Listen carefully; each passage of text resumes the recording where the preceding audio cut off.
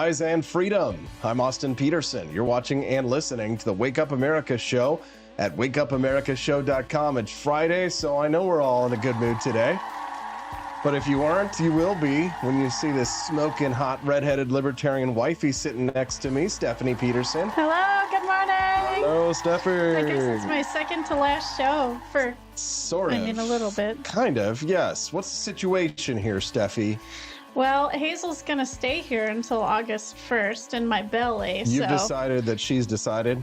Yes. I mean, I feel wonderful. I just told you this morning, I'm like, I feel so good. I feel flexible and like I can move, no pain, nothing. Goodness. Well, we'll be talking a little bit more about that later on in the show today, but we got a lot of big news to talk about this whole week. We haven't had you on since the Trump thing last weekend. I feel like I've been through a time machine. So much has happened. We've got a massive tech outage happening that is grounding flights around the globe, taking down financial markets, disrupting everything that there could be. But not the Wake Up America show. The show goes on. We got Windows, so you would think it would have affected us.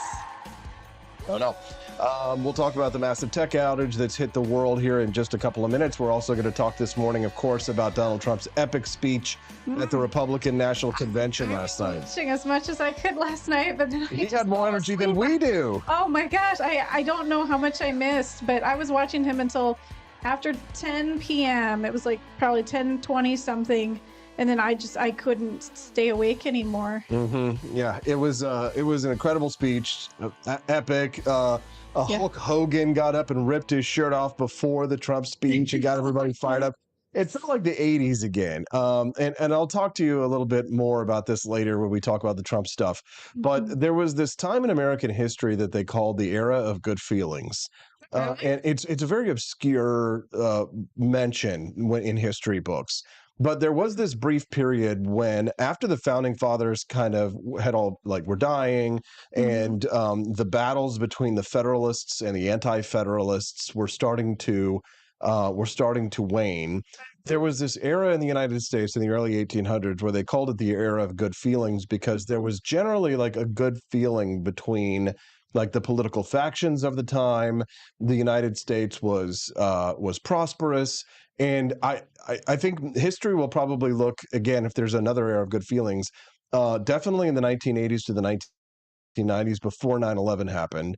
And then who knows, we may be ready to enter a new one if we can somehow overcome some of the challenges that we're facing right now. So I like this era of good feelings. I want to be a part of that. Google it. It's the era of good feelings. It's an interesting part. I think it's 1824 in the United States. So after the factionalism of the founding fathers had subsided. But we'll talk about that stuff a little bit later. We've got a lot of news. And of course, we've got a billion clips to play. But something that's impacting people around the globe right now, a global cyber outage. Take a listen. Hi, Tom Connell here. We've got a huge unfolding story in Australia and right around the world, but we can't bring it to you in the normal way. Why? It's affecting us at Sky News, at Foxtel, many customers, many users, many businesses. What's happened is we believe a malware company called CrowdStrike has essentially gone down. If we have a look at our studio here, this is what it looks like on many computers right around the world. Now, technical operators call this the BSOD, the BSOD, the blue screen of death. People are loading, systems are crashing, they're loading again and again and again. It's on a loop. So many companies are unable to work right now, including Sky News. Now, it's affecting users in Australia. We're talking major banks, telcos, media companies, Sky News obviously, ABC Radio was completely down last time we saw it as well. But it's right around the world. This is an international company. We can see here what it's doing as well to our screens. We've seen users in the US, in Europe, in Asia, New Zealand, right around the world this is happening. So this will be a massive story.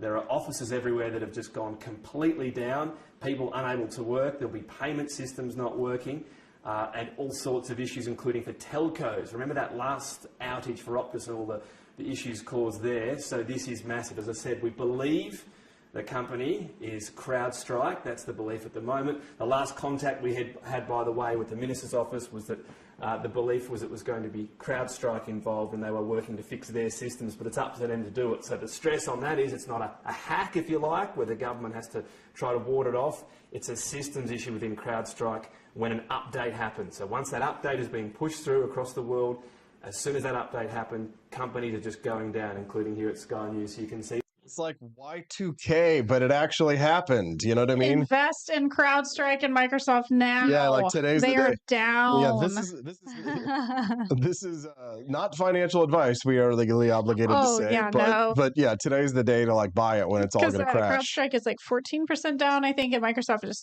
2.5% down. So yeah, they're not doing well. If you can actually get the transaction through, because a lot of financial markets are not able to do it. You know, this is what happened to us a few days ago. We thought we were in Y2K a few days ago because when we woke up, our phones were in SOS only. Yes, this did happen to us a couple of days ago. Our Wi-Fi internet wasn't working. This was all T-Mobile related, but we had no idea when we woke up. We thought the whole world was probably shut down. So apparently we had a little taste of this. Bill Gates freaking out today. Worldwide Microsoft outage brought flights, banks, media outlets, and companies to a standstill. Oh my goodness. As travelers were left stranded at JFK and LaGuardia, and I'm sure there are many others as well. This is from the New York Post. It's terrifying. And even emergency services were down. Like in Alaska, it was saying you couldn't even call out if you had an emergency. That is scary stuff. There have been major flight cancellations, delays. In Europe, Amsterdam, Germany. I mean, it's affecting major airport hubs. The FAA is closely monitoring the issue impacting systems at U.S. airlines, and several airlines have been requesting assistance with ground stops.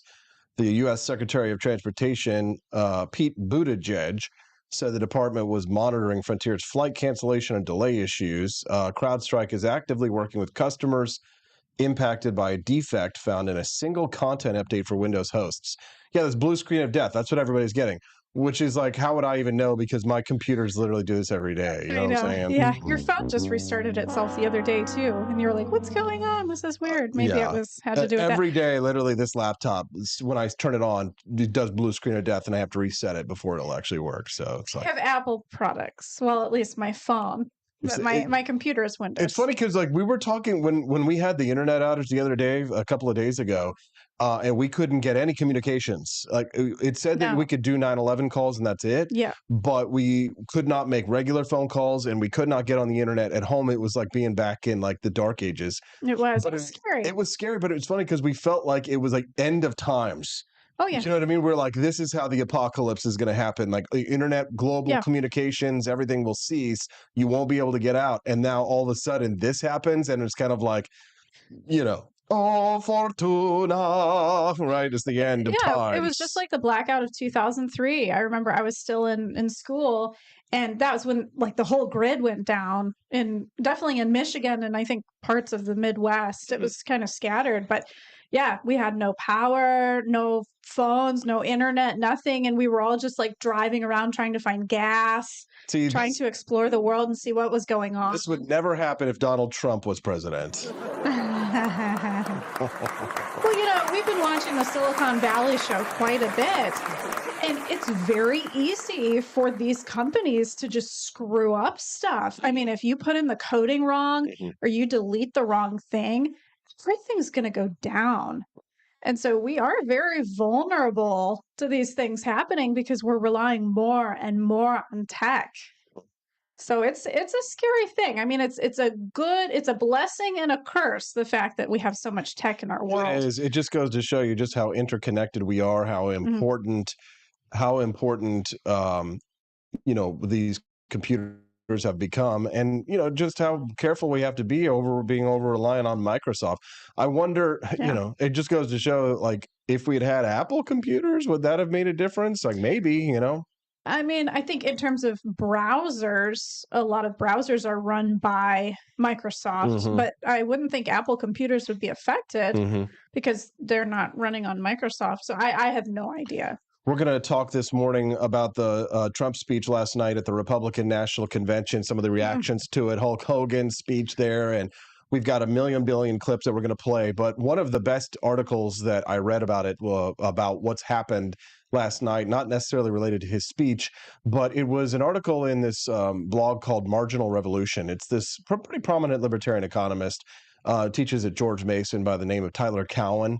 And Tyler wrote this speech about how the vibes have changed since the Trump assassination attempt. And I think he really succinctly nails what has changed, how much the country has changed just in a few short days since the attempt on Donald Trump's life in Pennsylvania last weekend. Oh, yeah. And it's a pretty good list, and we're going to go through it this morning here too. So I was feeling this change in vibes last night.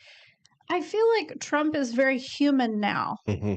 You know, you got to see his family last night, basically his entire family, his grandchildren. Well, And he was telling the story of his trauma of almost being shot, and I really saw a person there, which you don't normally see in politics. it's really funny that you say that because I had a clip I was going to play much later Okay. related to exactly what you just said. Okay. And Yeah. what you said is terrifying people. Why? You want a human to be your president. Take a listen to this. Okay. For me, I have a lot of faith in the American people. And I don't know very many men who want to be talked to the way that this man has been talking to men in his audience. I don't know any women, and I know his grandchild was up on the thing, and they're trying to humanize him and change your idea about who this guy is. Don't fall for that. Trump, he's talking about. Yeah. He's talking about Trump. Oh, oops. I fell for it. See there, Steffi? No, I mean, like, you hadn't even seen or heard that clip yet. That's No, I'm Whoopi. assuming she recorded that before his speech. This was after she was mocking Trump's 17-year-old granddaughter, the one who got up and was. She's so beautiful. was She gave a cute. wonderful speech. Yeah, and Whoopi Goldberg is saying that like they're trying to use this assassination attempt to humanize Trump, and it's like, Yes. how could we not? Yes, and I was talking to you about this in the car, is how much can we really believe? How much of it is intentional, trying to manipulate people? For example, Trump's renewed belief in God. He said multiple times during his speech, you know, that it's God Almighty that has him living today. But how sincere is he being? I certainly am skeptical of that. There's good reasons to be skeptical about that. However, if there were one thing that could renew a belief in the divine, in divine providence, then it would be almost getting shot in the head. By a fourth of an inch. Or getting shot in the head in your ear, right? A fourth of an inch, yes. So if there is one thing that could make you believe in God, it would be that. But I think another important point here, let me just play that clip again real quick from the beginning, because I want to comment on the thing that she said in the very beginning of that clip. Hold on a sec. For me, I have a lot of faith in the American people.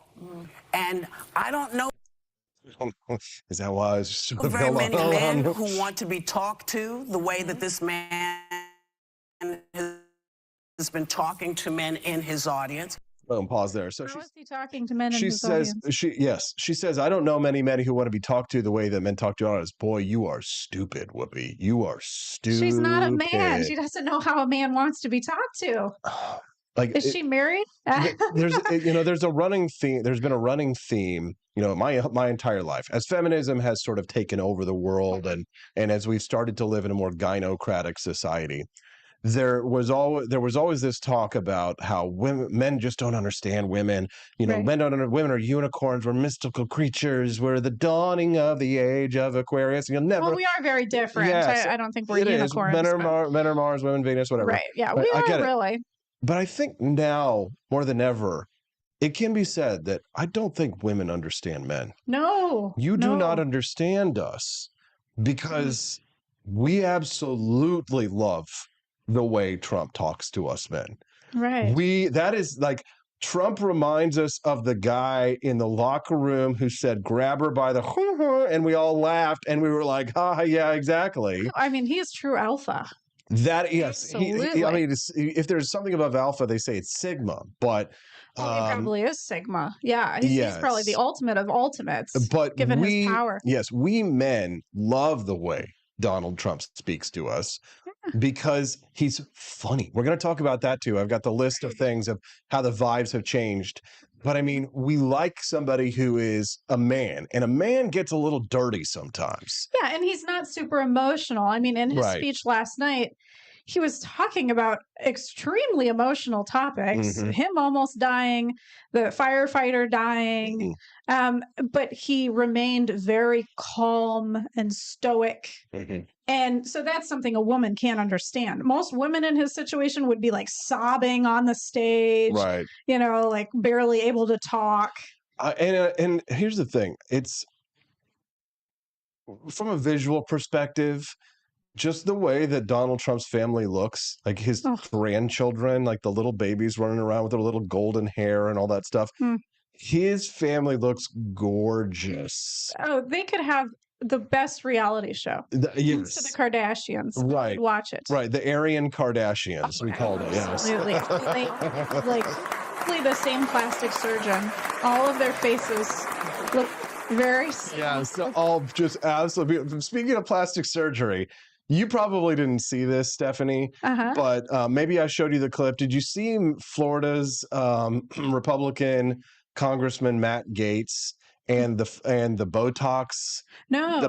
Okay, so I put he got Botox? He had to have had Botox. So this is just funny. Okay. So here's Florida Republican Matt Gaetz. Is it okay if I peek over? Yeah. Go ahead and peek over here and stuff like that. His camera's on me anyway. But here he is on the left, and then here he is at the convention. Oh, goodness. You could see. So here he is. Yeah, he can't move his face. As a normal guy. And then to the right. And look at his eyebrows. Now, I mean, he already had pretty, strong, sharp eyebrows, as you can see over here. Yeah. So it's not like, he already necessarily didn't have strong eyebrows. But, here is, you can definitely, he reminds me of, there was this one children's show, and I don't know what the show was called, but they were all characters with these kind of masks that made them look more very strong features. And the bad guy, who in it, who was I didn't watch the show, but you'd always see memes with it. Maybe, and he had a purple jumpsuit that he wore. What's the mean girl, Stephanie? I don't know. Pretty much Stephanie. Maybe, but the superhero people. Man, I don't know. It was the bad guy. They had kind of plastic looking faces. But I'm definitely thinking of something that might be related to what you're talking about. What's making me laugh here is that all the memes coming out. So here it is before and then after the RNC speech, and then we've got this here, and then he really looks like that guy here. So He looks like the Grinch. Well, they've over exaggerated it here at this video, but look at this. So that's not real. That's no, not really that's not real. That's not real. That's fake. Oh dear.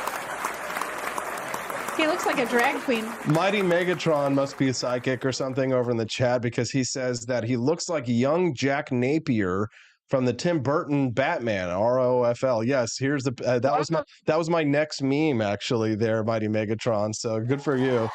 Look at that. Oh my goodness, he does. He looks like like that. Here he is here on the Inflation has gotten so bad you can no longer bribe Democrat senators with cash alone.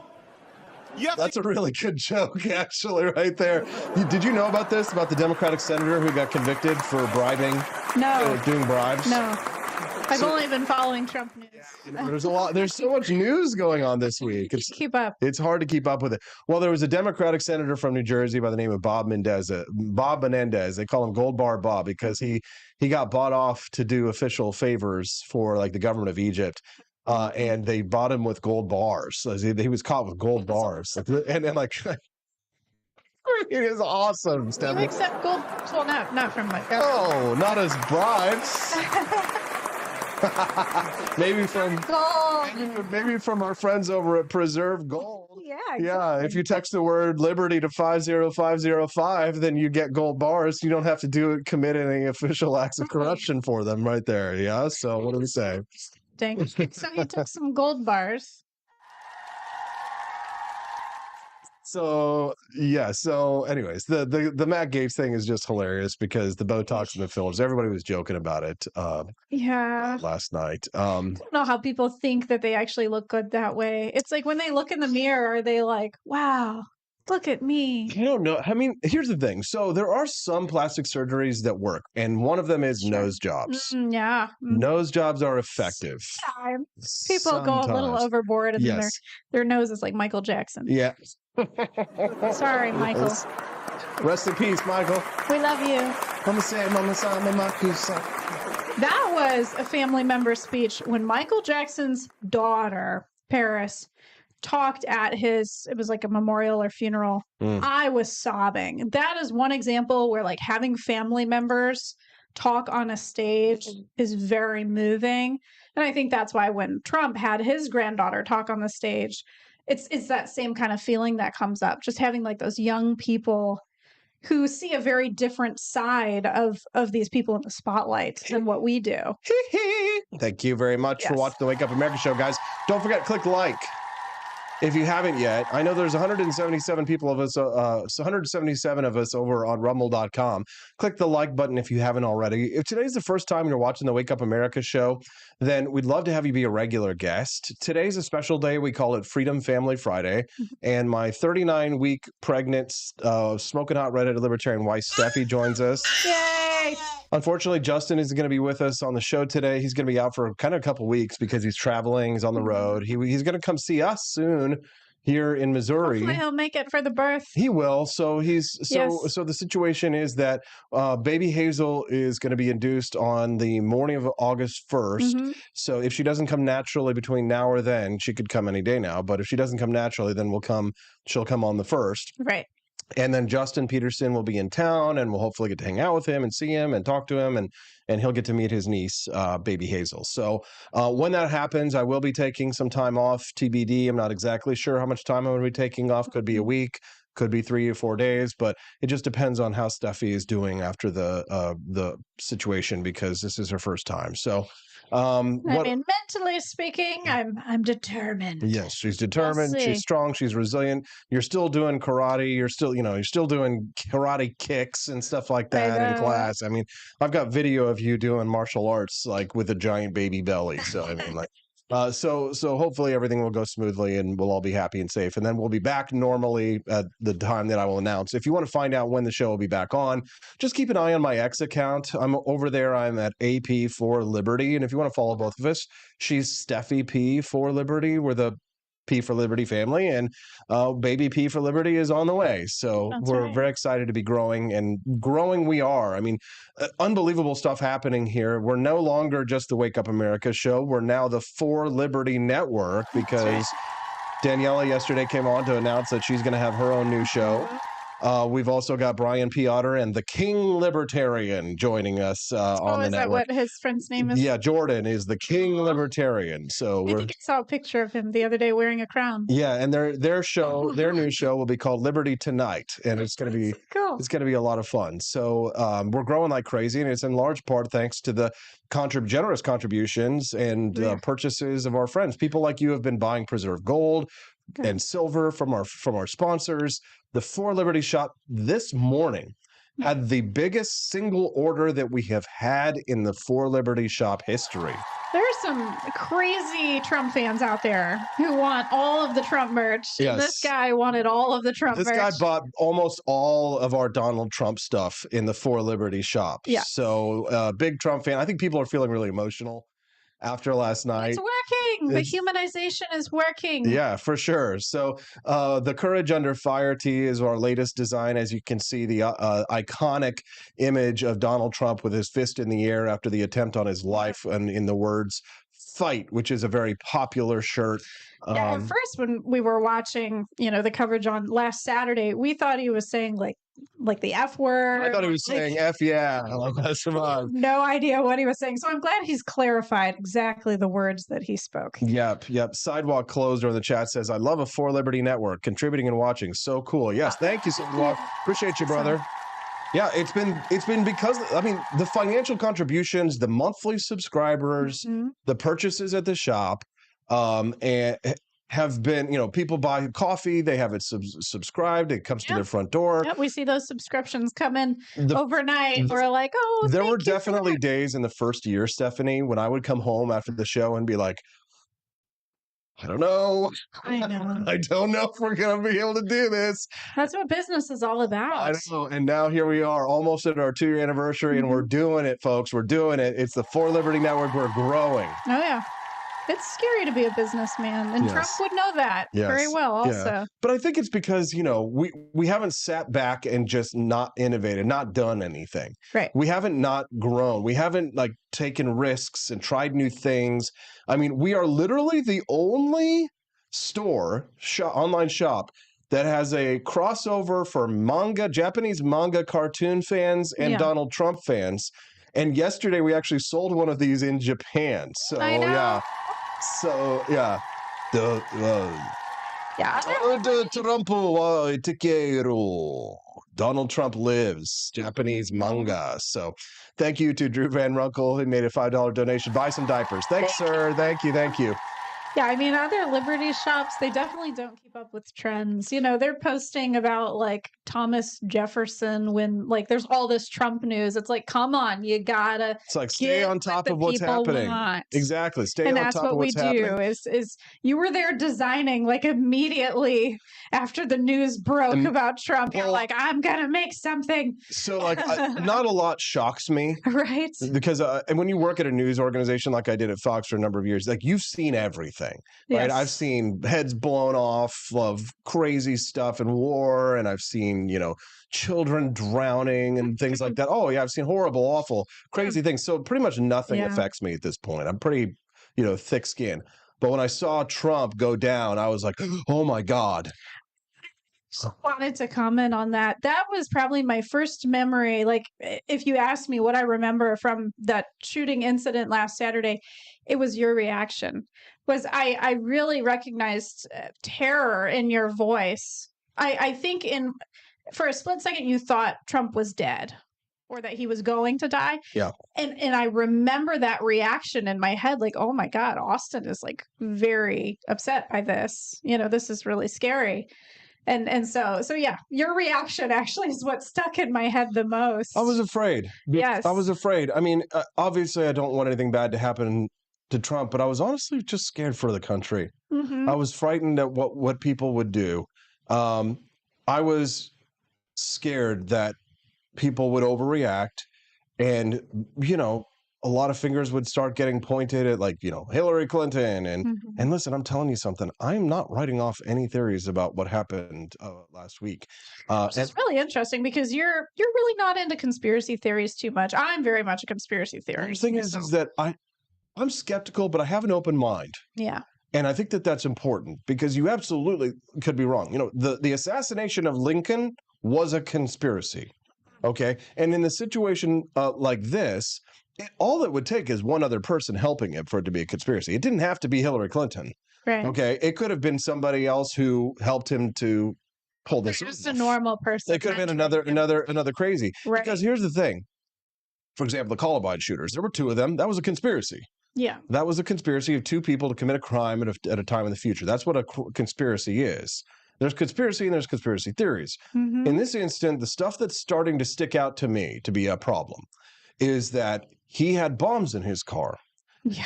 And these bombs were not just any bombs. I mean, I think if I were to, using my best understanding of explosives, I could probably come up with a bomb. No problem. Like, you know, take some sparklers, wrap them in duct tape, throw it in a microwave, something like that, right? Don't do that, by the way, guys, because if you create an explosive device, by the way, in this country, you're committing a felony just by creating it, because you have to register every explosive device with the National Firearms Act. So whatever you do, do not do that. Okay, please do not do that. But here's the problem: he didn't just create bombs. He created bombs with remote detonators. Okay, now I'm pretty savvy with weapons. Yeah. But, and he's 20 years old and he didn't serve in the military, okay? No. I could not I don't think I could figure out a way to create bombs with remote detonators. Yeah, and that wasn't his job either. I mean, he worked at like a nursing facility serving meals to old people. So I don't think he really learned too much about that stuff. Somebody who knew how to make bombs. And here's another problem with it, is that he himself did not have Google searches for how to do that. I mean, there is a footprint on everything we do. Yes. You know, it's like, did he not even have a phone? Did he not have a computer? You know, because the investigator should have gone in his house and looked for every little thing he used. They did. And you know what else is weird? His mom's a registered Democrat, which makes sense. Yeah.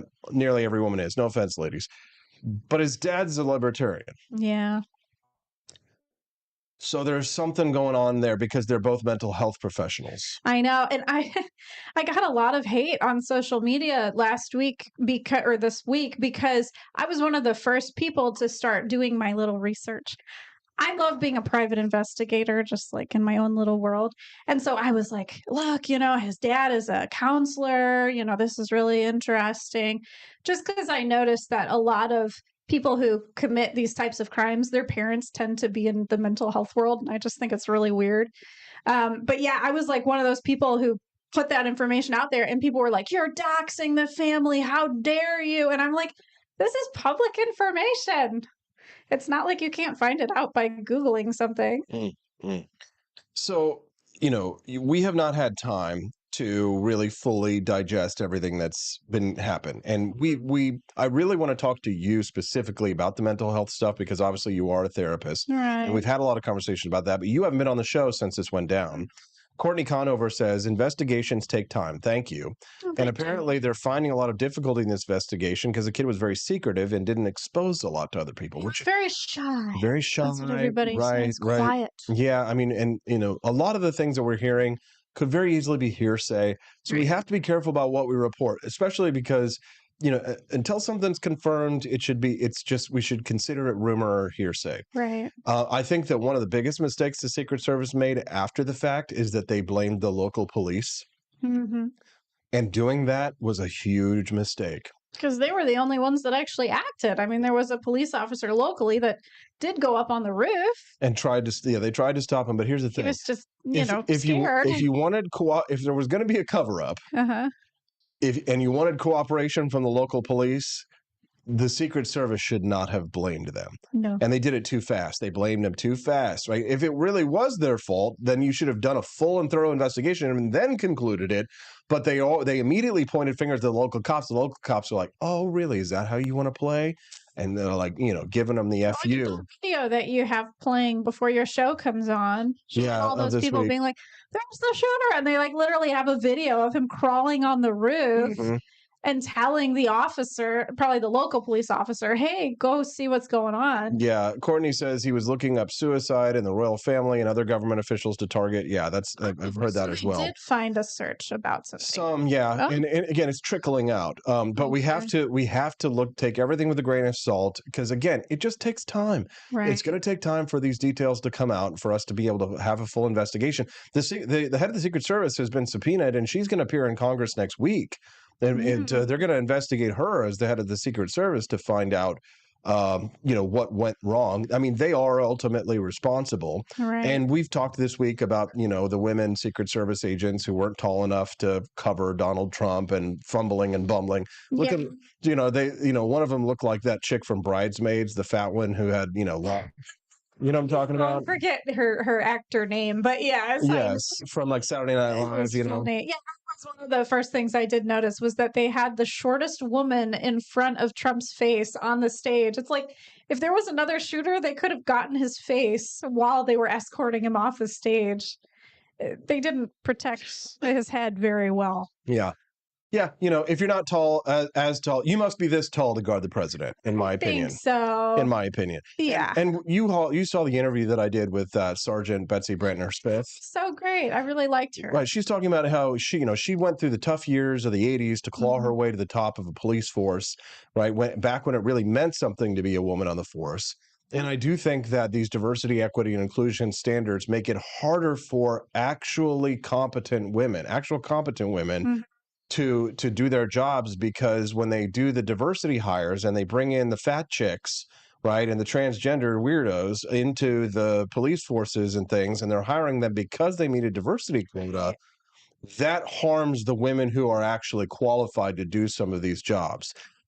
Absolutely. But the thing is that the reality is that if you are not if the president is, and Trump is tall, he's like 6'3" or something like that. He's big. So he'd need a very tall woman. He would need a very tall woman. Which is rare. But it's like, to use a Game of Thrones reference, if there is a Brienne of Tarth, like a gigantic monster of a woman, then she can cover him and she can do the job and she can lift him, because you got to be able to lift your target as well. You're the person that you're protecting, the package they call them. A lot of job descriptions that say you must be able to lift so much weight. Yes. It's like, is that discriminatory? discriminatory if a woman cannot lift 50 pounds.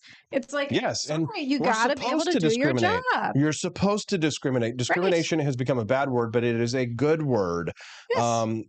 What's his name? Dad Bod Baboon calls them the whammon of the secret cervix. Oh, that's really creative. Never heard that one before.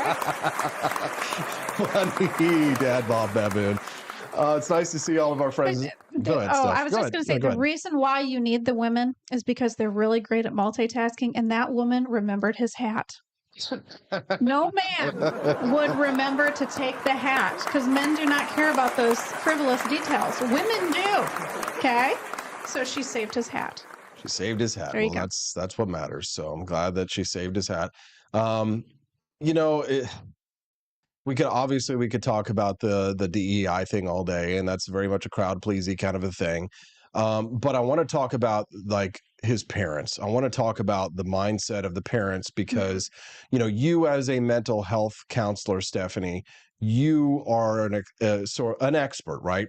And I mentioned online. I wouldn't call myself an expert, but sure, Well, I dabble in what the therapists are talking about. You are a certified, licensed social therapist, worker. Yeah. social worker, right? And you do online therapy, okay? Yeah. So the tweet of mine that got a lot of heat. I saw that, yes. Is that your industry, you, present company excluded, has become a plague. It is perpetuating the problems that it seeks to address. And the reason why I believe that is because you are required to go through mandatory recertification. Yep, CEUs, continuing education. And I hear those lectures that you are required. In order for you to meet a government standard, you are required to be indoctrinated and to pass tests that are, in my mind, some of the worst of the leftist tropes that are everything that we who believe in merit and individualism, as it is the worst of all of those tropes. Every leftist trope you can imagine, and what I hear too when I listen to those trainings, because they have other therapists that are in there having these conversations. What I hear too is that it appears as if they have mental illness. Yeah, I mean, I'm almost done. I'd say I'm almost done, and I'm going to let you go. It appears as if the therapists are the ones who are mentally ill, and that they use their clients for their own therapy, and that they impart their mental illness to others. Because some of the people who seek out therapy aren't necessarily mentally ill. They may be on the brink, but many of these therapists probably push them over the brink. I want you to respond to all of these accusations, against your industry, while noting that you definitely are an exception because you actually provide healing from what I can understand. Right. And tell us your thoughts on what I just said. Yeah. So one of the requirements that I have to do is called implicit bias and learning about diversity. And it's just basically learning about what your natural biases are in the world, like how do you view a Black person or an Indian person? And it's basically making us as mental health workers feel bad for having bias. And it's like trying to correct that, to be like, well, maybe your bias is wrong. You should love all of these people. So yeah, it's very brainwashy. And honestly, I tune most of it out. So when you're like talking about, how it's like feeding me all this information, I'm like, honestly, a lot of times I don't even listen to these CEUs. I literally put them on and just do something else. And the people leading these things, yes, I think they do have a lot of past trauma where they've probably been discriminated against. And so they do put that on a lot of us. They put that guilt. It's very guilt driven. Where people are like, I feel so bad for discriminating, but I don't even know. It's just what leads people to mental health work is probably they want to get better themselves. And so they're learning about mental health to try to fix their brain. And then that's why they get into it. Is it appropriate that someone who is mentally ill Uh-huh. be doing therapy for someone else who is mentally ill? I mean, as long as you're not bringing in your issues into the therapy room, I think it's okay. Like, if you have a diagnosis, as long as you're not putting that on somebody else, like your anxiety or your depression. It's kind of like the problem is it's very similar to the problem that we have with teachers, because those who can do and those who can't teach. Right. The type of people who should be teaching are people who have lived lives beyond getting a teacher's certificate and a teacher's degree. The type of people who should be teachers are people who have had lived experience that they can impart that wisdom onto the children that they teach, Mhm. right? The type of people who should be doing mental health therapy and are people who are mentally well and who have healthy attitudes so that they can actually impart Right. those healthy attitudes onto Yeah. their clients. But that's not what I'm seeing with therapy. That's not what I'm seeing with the educational standards, this continuing education standards that they have. These are people who have just they have swallowed every leftist lie, Right. and they have been thoroughly indoctrinated. And I say by the state because it's not just in the education system, but the continuing education. In order to achieve the certification, you have to repeat back to the government the diversity, equity, and inclusion standards that they require in order for you to actually do therapy. You almost have Right. It's almost a legal requirement for you to be mentally ill in order for you to treat mentally ill people. Well, you have to at least sit through that. Yeah, you have to sit through that discussion. I have to check off a box saying I sat through a discussion on implicit bias. Yes, I do. Yeah, I mean, mental health workers, they see themselves as social justice warriors, as advocates for people. So it's a really tough topic. But yeah, I think mental health just attracts the wrong types of people because they think that somehow they're going to fix themselves through fixing other people. Mm. And it's important when you're a mental health worker to be aware of your own issues first and heal from those on your own before you help somebody else with those same types of Put on issues. your own mask before you put on someone Oh, else's. absolutely. It's like I'm not going to lie. It's like sure, I have anxiety myself. I've never been diagnosed with it, but it's like sure, I have issues. I've had things happen in my life, but I have to make very sure I don't put that on anybody else. Mm. You're not going to hear that kind of expert analysis on any other morning show. So why haven't you clicked the like button yet? Good morning. I'm Austin Peterson, and I'm the host of the Wake Up America show on the For Liberty Network. My lovely wife, Stephanie Peterson, joins us live here on the show, on set, on Fridays, and she's here with us now. Stephanie Peterson, we appreciate you. Yeah, and I just think too, mental health workers, they love so much and they're so passionate that they think they're doing good for the people. So I really believe that their intentions are good and they really think that they're doing what is needed, but their amount of passion ends up hurting people Mm. in the end. There is a It quote. leads to hate. Their love leads to hate, which is very weird because it's exactly the opposite of what they want. Most of the harm in the world is done by good people, and not by accident, lapse, or omission. It is the result of their deliberate actions, long persevered in, which they hold to be motivated by high ideals towards virtuous ends. Isabel Patterson wrote those words in The God of the Machine, talking about humanitarianism. She called this the humanitarians with guillotines. So most of the harm in the world is done by good people, right? And it's not an accident. It's not a lapse or an omission. They are deliberately doing it because they are true believers.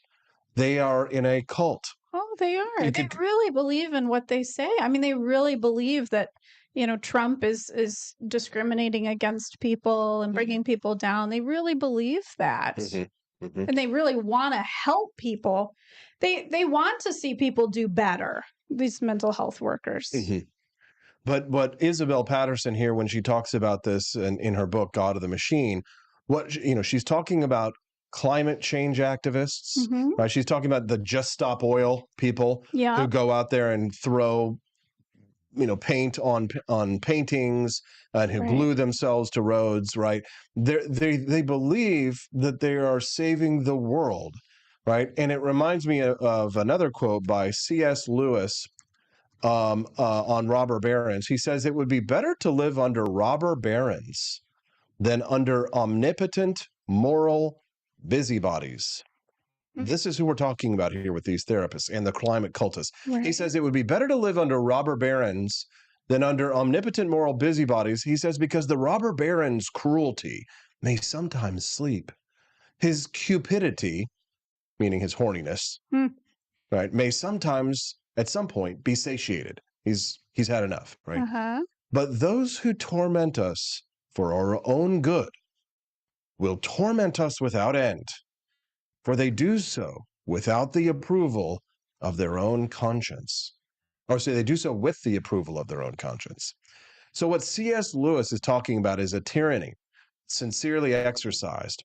He's talking about the moral busybodies. He's discussing the humanitarians with guillotines. Mm-hmm. I'm going to save you, but if you don't let me save you, I'm going to chop off your head. If you don't let me save you, Right. I'm going to kill us all. Yeah, it's like people take advocacy to an extreme. Mhm. Sure, it's one thing to fight for what you believe in, but where do you stop with that? And I think a lot of people in the mental health field think there's no place to stop. Mhm. You just keep fighting. You don't give up. Let me, this is a good time to take a quick little pause. Can I ask you, the audience, really quick over there on Rumble, can I ask you something? Where else in the morning, on a Friday morning, on a talk show, are you going to hear C.S. Lewis being quoted in regards to current events? Where else are you going to hear Isabel Patterson, one of the founding mothers of libertarianism, being quoted to you in regards to current events? I want to ask you now, if you are a regular listener or viewer of the Wake Up America show and you have found value here on this show, I'd like to ask you today to become a monthly subscriber, supporter of the show. Just think about all of the value that you get for a small $5 a month regular donation to the show to keep us in business, to keep the lights on, and to grow and expand. The Wake Up America show is a passion of love of our family, the Peterson family. We are completely and totally committed to the ideals of liberty that you and I share. If you've been watching the show for a while and started to fall in love with it and enjoying our mission here and want to be a part of helping us to build the future of these ideas, especially considering there are so few passionate defenders of liberty who are actually effective and not wildly autistic out there, then I'd like to ask you right now to become a monthly supporter of the show. And here's how you can do it. You can do it through Rumble. I'm not sure if you can do it on the app. You might have to do it on desktop. If you want to do it through Rumble, that's a great way to become a monthly subscriber. You can do, I think, $5 or $10 a month to help support the show. You get incredible benefits. You're entered into prize drawings. You get a 20% discount at the For Liberty shop. But another way to become a monthly supporter of the show is to go to our website, wakeupamerica.show.com/support. And then you can do it 5, 10, 50. I mean, we got somebody who does $100 a month. I won't embarrass them by telling them, but you know who you are. Thank you. Wow. Quest is a $17.76 a month member, and we offer at the $17.76 and above monthly subscribers, they get not only all those benefits, but they also get on the Peterson family Christmas card list. So yeah, This year's going to be lit. I'm sure. with Baby P, yes. There will definitely be a photo of her on there. So I'd like to ask right now, I see many of you already are monthly subscribers, like L-Dubs and Quest and Kermode, and Joni is a monthly coffee subscriber. And if, just sort of forking over cash directly is not your thing, then you can do a coffee subscription as well at forlibertyshop.com. There's many ways to support the show on a monthly basis, by either becoming a monthly coffee subscriber or by becoming a direct monthly subscriber. So do us a favor and help us to support the next generation of liberty ideals. You're not only helping me and my family, you're helping Daniela Pensack, you're helping Brian and King Libertarian to grow this network. And I just want to say thank you to all of the people who are already monthly subscribers. But if this is something that you've been hanging out and enjoying this content for some time, we would be extremely grateful if you would join us today and become a monthly subscriber, either here on Rumble or at wakeupAmericaShow.com/support. So thank you very much for that, right? Thank you. Do we have a doc today? We do not have a doc today. Thanks for embarrassing me in front of the audience. Sorry. Oh God. Sorry, guys. We are the doc. You're paying for us. We are. There's too much to talk about. I've got a billion things to talk about, and we still haven't hit all the clips. And I've got a story that we have to go through, which is the Trump vibe check, which is the main story that I promised we would talk about. So let's go ahead and start getting working our way through the clips. What do you guys say? You ready? Let's do it. This is Joe Scarborough, Morning Joe. So this guy, he is the biggest Trump hater. He is such a Trump hater, Stephanie, from MSNBC. He is such a Trump hater that they actually canceled him from his show on Monday after the shooting because they were terrified that he was going to say something stupid. I heard about that. Yeah, Okay. take a listen. This is him getting confronted on the street. Can't wait for Uncle Donnie to win. I can't wait. He'll get rid of all you fucking liberals. You liberals are gone when he fucking wins. You fucking blowjob liberals are done. Uncle Donnie's gonna take this election landslide, cuz. Landslide, you fucking half a blowjob. Landslide. Get the fuck out of here, you scumbag. I need a what? Wow. Can't wait for Uncle Donnie. Maxine Waters said. If your kids were in the room. Sorry, guys. Sorry, bad words, right? Oh, man. It's so good. So good. Oh, my God. That Joe Scarborough. You half a blowjob. I love the Jersey accent. You half a blow. I got to play it one more time. There's going to be bad words, guys. So tell your kids to turn down the volume. Tell your kids to step out of the room for just a moment, okay? It's just hilarious. Just hilarious. Joe Scarborough, finally again. This is just, Maxine Waters said, you see him out there, you get a crowd going. You get a crowd going. Get up in their faces. We're just running the Democrats' playbook against him. Here it is again. It's so beautiful. I need to win. I can't wait. He'll get rid of all you fucking liberals. You liberals are gone when he fucking wins. You fucking blowjob liberals are done. Uncle Donnie's gonna take this election landslide, cuz. Landslide, you fucking half a blowjob. Landslide. Get the fuck out of here, you scumbag. Get the fuck out of here, you fucking scumbag. What the fuck? God, I love that. Get the fuck out of here, you fucking scumbag. You fucking half a blowjob. What are you gonna do? Eek. It's like a cross between like Tony Soprano, and like Al Pacino Every from New like York Godfather. movie we've ever seen. Exactly. God, that is good stuff. Woo! Well, that is certainly a way to spread a message. I certainly think half a blowjob would definitely be, that would suck, Half a blowjob, then it's over, and it's yeah, like, don't do that. Yeah, talk about getting up there. Very, get out of here. One of the worst forms of pain a man could ever endure. Talk about blue balls. Speaking of pain, MSNBC accuses J.D. Vance of, well, you can imagine, it's MSNBC. Take a listen. Where his 7 or 6 generations of his family are buried. And his hope is that his wife and he are eventually laid to rest there and their kids follow them. And I sort of understand the idea of sharing the burial plot, but it also it reveals someone who believes that the history that the family should inherit, and indeed the history that should be determinative in the story of the Vance family, is the history of the Eastern Kentucky Vances, and not the Vances from San Diego, which is where his wife is from and where her Indian parents are from. But in America, it doesn't always have to be the white male lineage that that defines the family history, that branch of the tree supersedes all else. And I just think the construction of this notion reveals a lot about someone who fundamentally believes in the supremacy of whiteness and masculinity. And it's couched in a sort of halcyon, revisitation of his roots, but it is actually really revealing about what he thinks matters and who America is. And that America is a place for people with That's how mental health workers talk.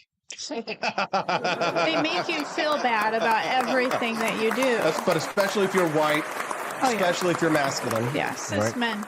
Exactly. So did you understand what she was sort of saying there, right? How she was couching in these in terms that he was white supremacist, right, and a Right, misogynist. he wants to be in a burial plot with his Kentucky family members. And we watched Hillbilly Elegy, which is an amazing movie. I mean, if you like Lifetime movies that have a lot of drama and love and feelings, definitely watch it. Hillbilly Elegy is a good movie, but yeah. You're going to feel bad for JD Vance after you watch that movie. And my heart really went out to him because he came from more of an abusive, poor childhood. And then he had to build his success on his own, going to Yale. Well, what I find to be quite a stretch is that she says, this is Alex Wagner from MSNBC. She says that JD Vance wanting to be buried at his family's 6th generation plot in Kentucky is the supremacy of whiteness and masculinity. Mm-hmm. Right. How do you get there? I mean, she's just saying probably all the people in the plot are all white, and obviously his wife is Indian. So she's like, well, why would you want to be buried in a white plot rather than an Indian plot? There must be a reason. And so she's jumping to conclusions that he apparently likes white people better than Indian people. You've one of the key takeaways of watching Hillbilly Elegy and if you sort of looking into JD Vance is you've really kind of like gushed over his wife, Usha. I think the relationship is so cute. I mean, I think Vivek Ramaswamy is super cool too because he's Indian. I love Indian people. Did you know JD Vance's son is named Vivek? Yes, you told me that. Yeah. I think it's adorable. And at the speech last night, I mean, you could see the love between Usha and JD. Mm-hmm. You know, they were holding hands, looking in each other's eyes, dancing during what's his name, Lee Greenwood, during his singing. Proud to be an American. Like they at least I'm free. Legit connection. Why would you marry somebody that you're not proud of? You know, if he doesn't like Indian people, why would he marry an Indian woman and have an Indian baby?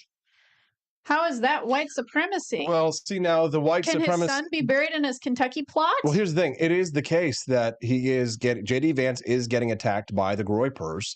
And he is getting attacked by the white supremacists, the actual white supremacists who don't claim him because of his Indian wife and because of comments that he's made in the past about the United States being multiracial and just like his children are multiracial, right? So he's kind of a white supremacist's and leftist worst nightmare because he's a strong, handsome white man who went from rags to riches.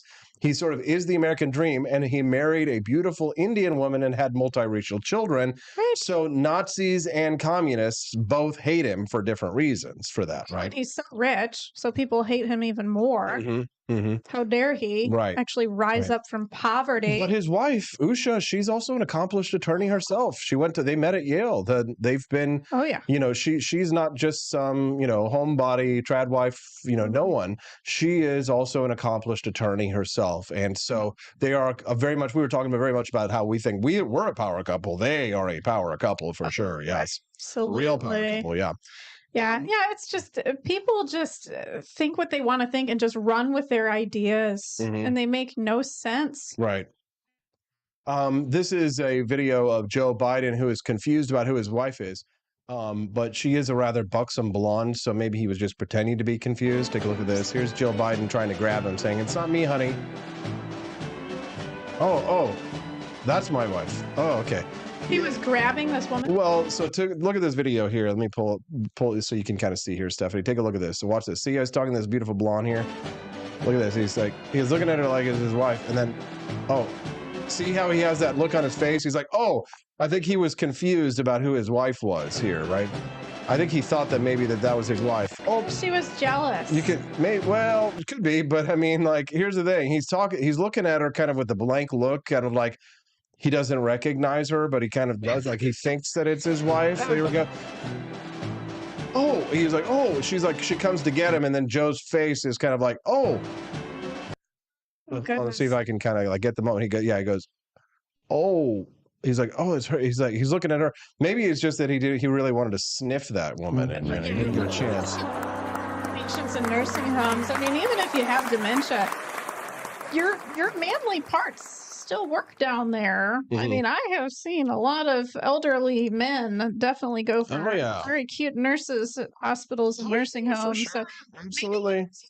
it a little bit, see if he's still got it. Talking about the vibe check and the vibe change, we're going to go on to that topic here in just a moment. Yeah. But Van Jones certainly agrees with us that the vibes have definitely changed. This is him comparing the RNC convention to 2008 Obama. That's why people are so mad about it. We are like minutes away from Hulk Hogan, Dana White, and Donald J. All right, so Trump. who do they want to run against? Let's talk about that. I want to say so we can have an academic. You know what? You see something? I want to say something. This spirit that this guy has, you guys think this because he's drunk? He's not. This whole thing is like this. And he's hey, listen. on the Hey, guys. The last time I was in a convention that felt like this was Obama 2008. There's something happening where. You just wrote a headline, by the way. What's that? You just wrote a headline with that comment.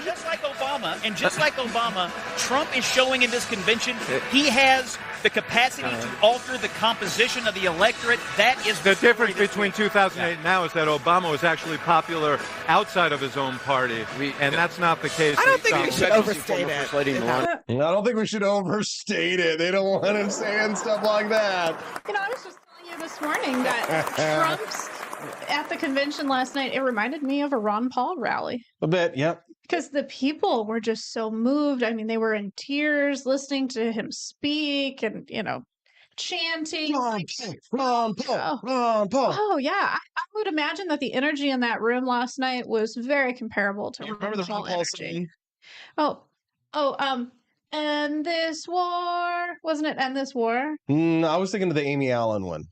Ron Paul, save our constitutional rights. Ron Paul, start a revolution to bring back the original Constitution. I'm picturing this really crazy man at a Ron Paul rally that I saw during that song, and he was like, we don't want big government or the Bilderberg group that runs it. Ron Paul. Eventually, after a while, we had screamed Ron Paul so much that the chant no longer became Ron Paul; it became Raw Paul. Ron Paul. We were so exhausted from shouting Ron Paul.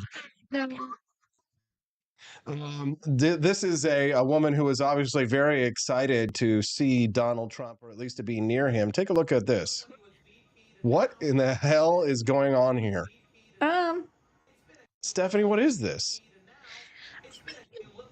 I think it was just taken out of context. I have wedgies sometimes, or like a little sweat or something down there. Do you get front wedgies?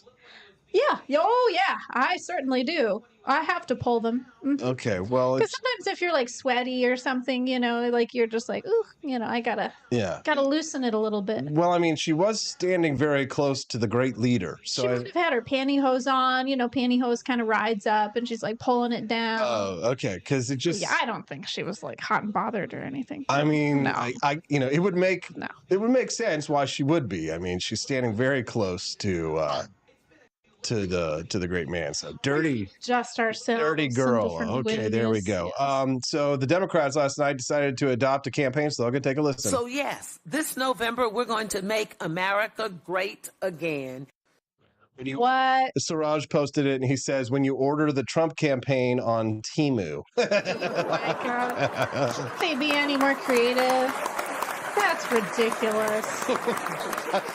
How desperate. Imitation is a sincere form of flattery. Last night felt like the 1980s childhood again, all over again. The era of good feelings is back. Hulk Hogan took the stage, and this is what he had to say and to do. What happened last week when they took a shot at my hero and they tried to kill the next president of the United States? Enough was enough. And I said, let Trumpomania run wild, brother. Let Trumpomania rule again. Let Trumpomania make America great again.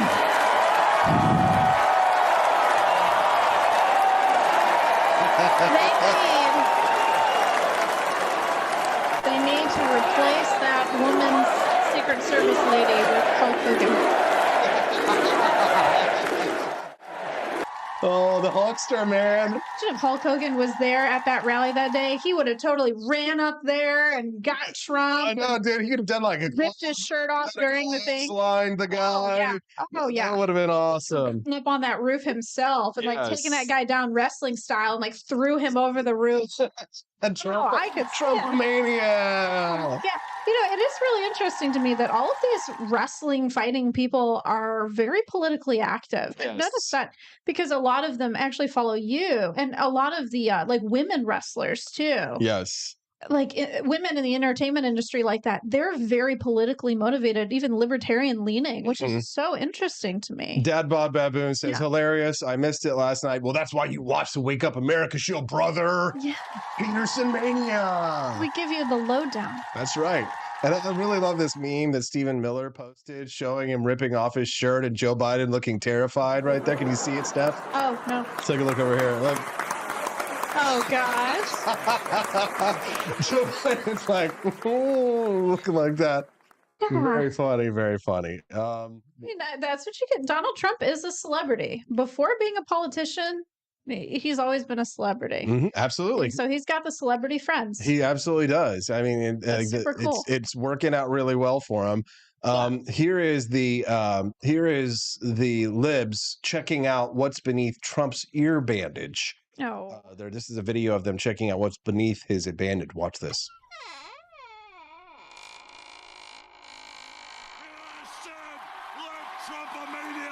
Run wild, brother. Let Trumpomania rule again. Let Trumpomania make America great again. Oh my gosh. Ear bandage. Yes. I said to you last night, I was like, Trump is so rich. He could have had a really pretty, bandage that looks very natural. Like they could have probably sculpted one that looks just like his ear. Sure. To make it look like there's nothing weird going on. I mean, he gets to sweat. He gets to walk with a little swag these days. He gets to walk with some swagger, That probably is intentional. It's like making a super huge white bandage. Yes. It's like, come on, pick like another color that maybe like a patriotic American flag bandage or something. I like this meme that somebody posted. Trump looks ridiculous with the Band-Aid because liberals were criticizing, saying he looked ridiculous with his Band-Aid. It's ridiculous. And then they've got the meme of here he's talking to Dylan Mulvaney, Joe Biden. Here's his Sam Brinton, the luggage thief. Here's a transgender man with boobs taking off their top at the White House. Here's one of their gay staffers having sex in the Senate hearing room. Here's the Queer Eye for the Straight Guy rep on the White House. And here is the gay or whatever transgender dude who pretends to be a woman. That's like the Surgeon General, like person. I mean, what would a leftist do if they were shot? Would they just take their bandages off and bleed all over the place? The really interesting thing that Trump shared last night was that your ear bleeds more than any part of your body. Yeah. I thought that was so cool. It was like a teaching moment. Yeah, it was very interesting. His discussion about the actual event itself, which I thought was, that was very compelling moment. And I'm shocked that he did not show any emotion while talking about that.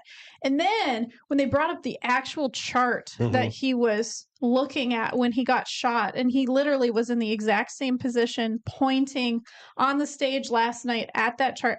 If it were me, I probably would have had like a panic attack or something, like talking about what I had just experienced days before. But he seems so calm and like okay with talking about it all. Although he said, he's like, this is the only time I'm going to talk about this because it hurts so much. Yeah. And he's not going to talk about this again. Yeah.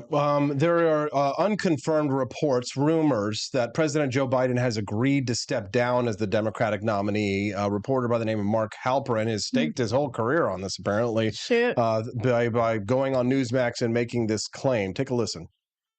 Carl, according to multiple Democratic sources, this is happening all of a sudden. Everyone said it would happen gradually and then all at once, and that's what's happening. According to my sources, President Biden has agreed to step down as the Democratic nominee. Oh, man. It will happen as early as this weekend. A speech has been drafted for him. He will continue on as president, is his intention. He also will not, I'm told, endorse Vice President Harris as his successor. They're hoping that he will endorse an open process in which the convention will be open to Vice President Harris and a few other candidates in Chicago to pick the Democratic nominee for president. The belief is that Vice President Harris is already looking at potential running mates to go to Chicago with a full ticket, including one possibility, Andy Beshear, the governor of Kentucky, and perhaps the governor of Pennsylvania, Governor Shapiro. Other possible candidates who are being talked about include Gavin Newsom, the governor of California, perhaps Gretchen Whitmer, and again, the vice president running. On the first ballot, the regular delegates would be allowed to vote under this agreement that's being talked about amongst the president and high-level Democrat officials. The regular delegates would vote on the first ballot. If there is no winner in the first ballot, the so-called super delegates would be allowed to vote on the subsequent ballot.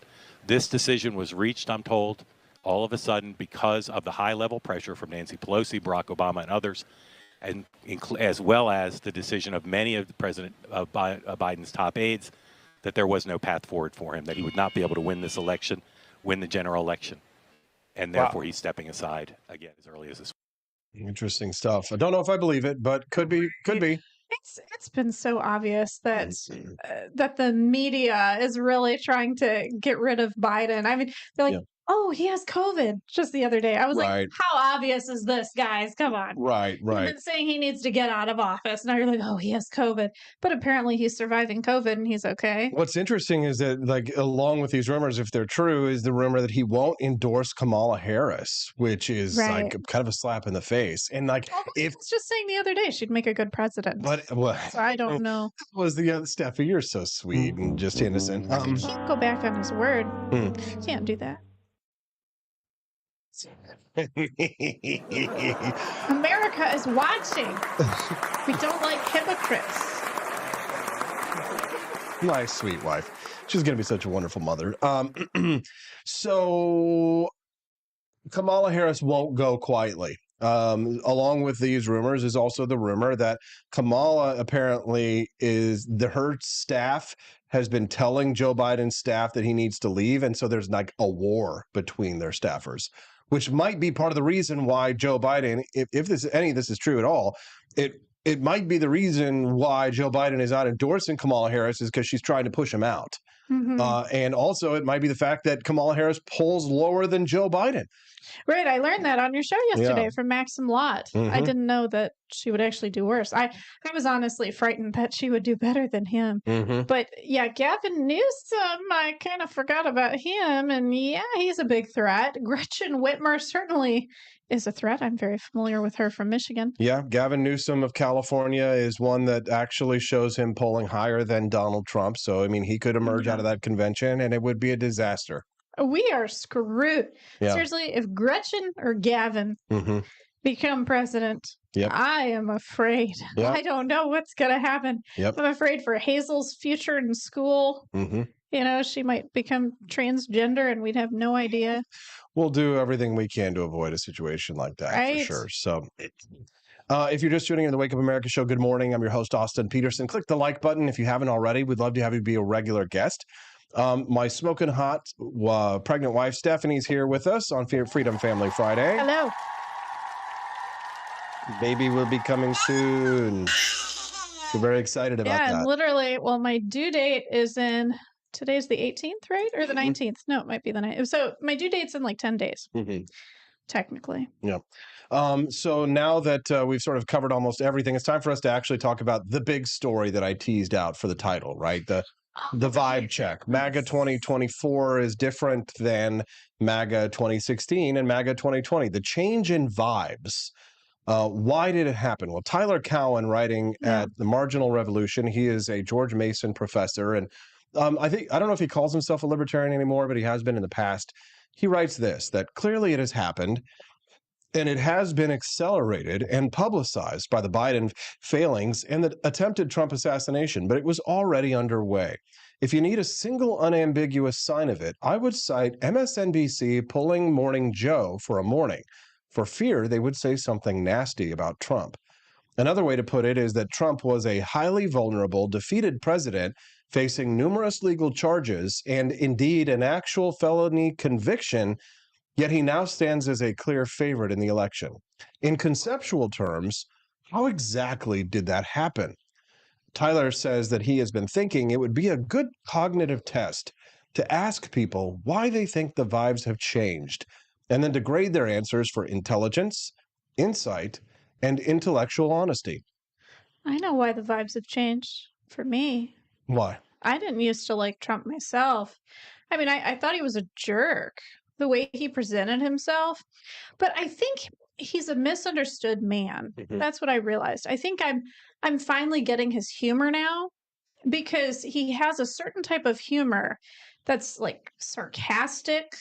Like last night when he was talking about the firefighter who died, he was he was like, all of these victims of the shooting, he's like, they're Trump fans. And he's like, well, one of them is past tense.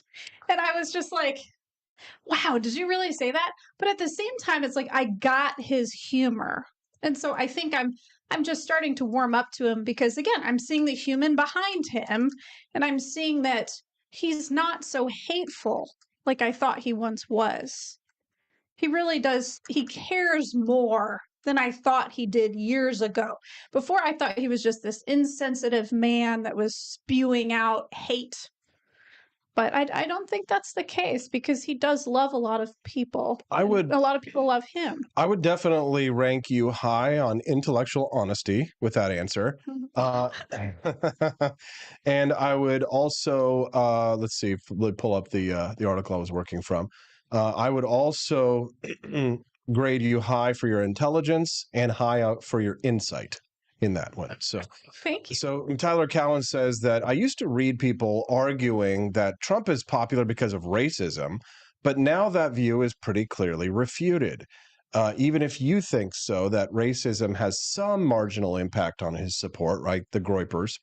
Or other people have attributed the development to, quote, polarization. Whether or not you agree with that thesis, it begs the question, as we could be polarized with Trump as a big underdog. In any case, Tyler Cowan offers his process as to the answers of why the change in vibes have happened. And here they are in a very long series of bullet points that we're going to go through right now. Number one, Trump and his team understand that we now live in a world of social media. Only a modest part of the Democratic establishment has mastered the same. Your thoughts on that? Well, I mean, he has Truth Social. Right. He owns Truth Social. He's very up with the times. Right after he got shot last week, he was posting out on Truth Social about what happened. So I think for his age, he's very much in line with where we're at technologically. In terms of Democrats, I mean, the Democrat base, which is like the TikTokers, the leftists, I mean, they're very technologically savvy, but the candidates themselves, I don't think they are. And I don't know why. I like Biden, he doesn't post his own stuff. When he posted that thing the other day that's like, I'm sick. And then that was his intern. Right. Right. But I don't know that Trump has his interns doing that stuff. And here's the thing, you have to think about this too. In many ways, other than the actual ownership and the people who work at these social media companies, like MAGA and Trump people and conservatives and libertarians, we dominate social media. There are leftists on social media with big accounts that get retweets and things like that. But like, they have to censor us on Instagram and on Facebook, because otherwise we would dominate those platforms as well. Like, I got a massive post of mine got taken down this week, and I got a ding and a slap on the wrist and monetization. It's the election year, so Mark Zuckerberg and people like that are starting to clamp down on free speech. Thank God for Elon Musk. Thank God for Chris Pavlovsky from Rumble. Thank you to Siraj, Dylan Abad, our friends over there at rumble.com. Without them, this would be a much darker world to live in if we did not have X and if we did not have Rumble, because we can't even be on TikTok. TikTok kicks us off. Twitch, YouTube, and places like that. That's where all the leftists hang out. That's where all the leftists hang out. But here's the thing, they own those platforms. The leftists own those platforms. So they suppress us on those platforms to a large extent, because otherwise we would take over. You know why? And it's one of these things that's later. It's because we're funny. Because we can take a joke. And Tyler talks about this later. We're going to get to it. In terms of Biden's joke about I'm sick, I guess that was kind of funny. He was like playing with us. I don't think it worked well for him. No, especially if he's gonna get out of the race. Mm-hmm. So number 2 on this, the Trumpian right, whether you agree with it or not, has been more intellectually alive and vital than the progressive left, at least during the last 5 years, maybe more. Being fully on the outs, right, on the outside of polite society, those people were more free to be creative. And he says, note, he's not equating creative with being correct. So like because we are pushed to the margins, and we are sort of not policing ourselves, each other, we have freedom to be more creative and to produce like content. For example, I no longer when I first started the Wake Up America show, I had to think about how I was going to be censored in order to determine how I would be able to produce the show and what I could talk about, in order to ensure that YouTube wasn't going to take me down, right? But then when they actually did demonetize me, I was like, that I've got to go somewhere where I can be free to say what I want and do what I want. And I'm not even like a hateful person. And I'm like, I rarely curse. It does happen. But like even someone like myself, like can't have my opinions on their platforms. Right. But now here with Rumble and on X, I am unleashed. I can say what I please, do as I please. So I'm free to be creative. And that is different from the progressive left, who are so rigid and so controlled, right? And so terrified of what other people will think of them that they cannot be as creative as the Trumpian right. Your thoughts? Yeah, I mean, the MAGA people, they're definitely, like I said, to Ron Paul levels almost in terms of like that following. So I think, yeah, they have a very united front. They have a lot of excitement behind them. In terms of the leftists, the only excitement and creativity I can think of is when the Biden children, like in the last election cycle, when they were like singing a song about Biden. Do you remember that? There were like all these like leftists, like young adults singing like Biden.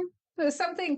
It was some chant. Yes. It was all those stupid kids going, Joe Biden. Yeah. That was like their only creativity. It was just like so not exciting. It was but they were weird. trying really hard. Yes. That's like the only form of creativity I remember in terms of Biden. Joe Biden, yeah. Joe Biden, yeah. It was like so weird, you know? The only creativity I can think of is on TikTok. That's where the leftists are being creative, but it's more about issues. It's not so much about Biden himself. They're not really into him, I don't think. Yeah, he's just not as interesting. Yeah, they are into topics, like they're into the abortion issue, the trans issue, the mental health issues, and they're showing creativity in those worlds for sure. All right, next on the bullet point list here, things of why the vibes have changed for the Trump campaign. The deindustrialization of America has mattered more than people expected at first and has had longer legs in terms of its impact on public opinion. I would say this one is squarely in the mainstream account of the matter, meaning that when Donald Trump talks about the loss of our industrial heart, that the Rust Belt cities, the ones that J.D. Vance, came from, the communities that he came from that have been devastated by the loss of jobs in factories in this country because of the manufacturing loss, that is at its heart what has made Trump's campaign more appealing, because of the loss of those good paying jobs. Oh, sure. Because obviously Biden has not done anything good for our economy. Inflation is terrible. Prices at the grocery store, gas pumps are terrible. He was talking about that in his speech yesterday, Trump. I think people really believe that Trump is going to revitalize America and he's going to bring the American dream back, which is what Dana White was talking about, the UFC CEO last night. So he's giving us this renewed hope that we're now going to be able to buy homes at an affordable price again, and we're going to be able to afford things. Yep.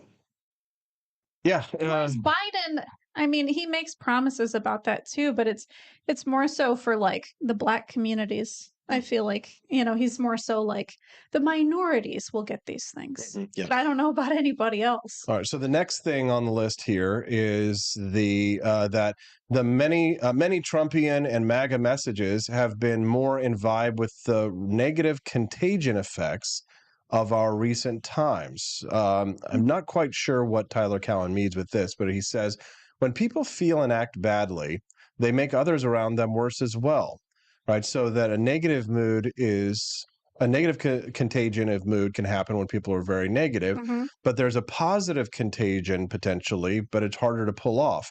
If 9 people tell you nice things and one person serves up a credible insult, it's the insults that stick with you. Most social times are a relatively stable mix of positive and negative feelings. But sometimes the dynamics of negative contagion take over, and negativism leads to more negativism, right? So, absolutely. Yeah, negativity is more rewarding in the brain than positivity. It's a survival mechanism because back in the day, when we were like in huts and cavemen and stuff, like we had to look out for the negative, and so that activated our brain, like, oh, we must survive. Whereas positive things, it's like, what do you have to act on that for? It's just positive.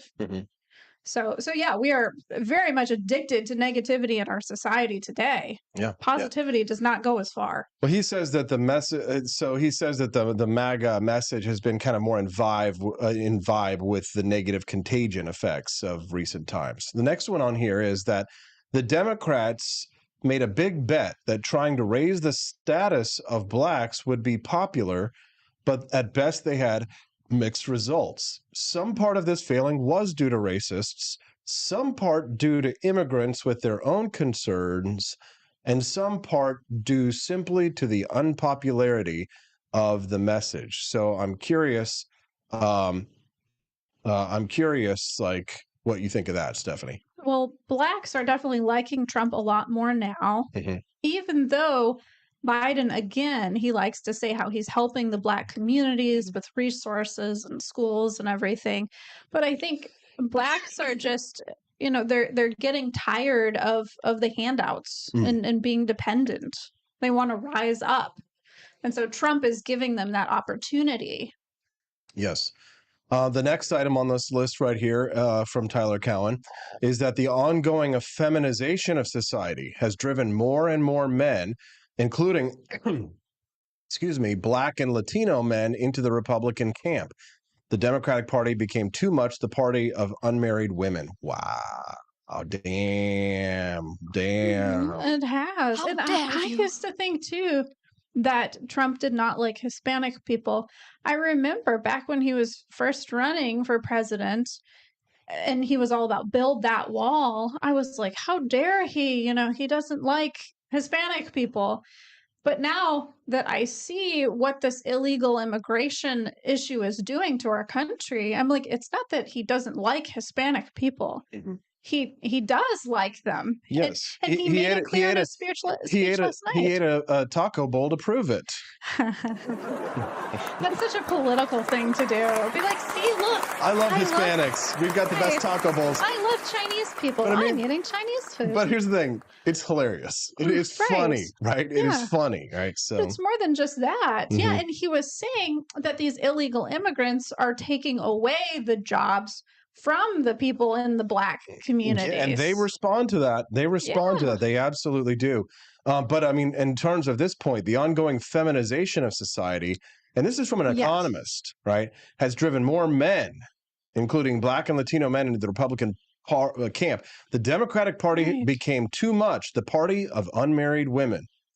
I believe that because, the Democratic Party used to be for like all of the minorities, yes, right? All the people who feel discriminated against. And now the women are discriminating against everybody except themselves. They're like, we are the minority. We are the best minority. And they jumped to the head of the. It's like Bill Burr in his stand-up talked about how, like, when the Black Lives Matter movement came in, all of the white liberal women were trying to jump to the front of the line, saying, "Oh yeah, us too. We're also oppressed, right?" But here it is, like these unmarried women, these pampered leftist women in these urban areas, they are oblivious to the problems that real world people have to face. They've got first world problems. The rest of us have real world problems. And people in JD Vance's Kentucky community where he grew up have third world problems. Right. And so they are so, because you are so pampered, you are immune to the negative consequences of things like a factory closing down.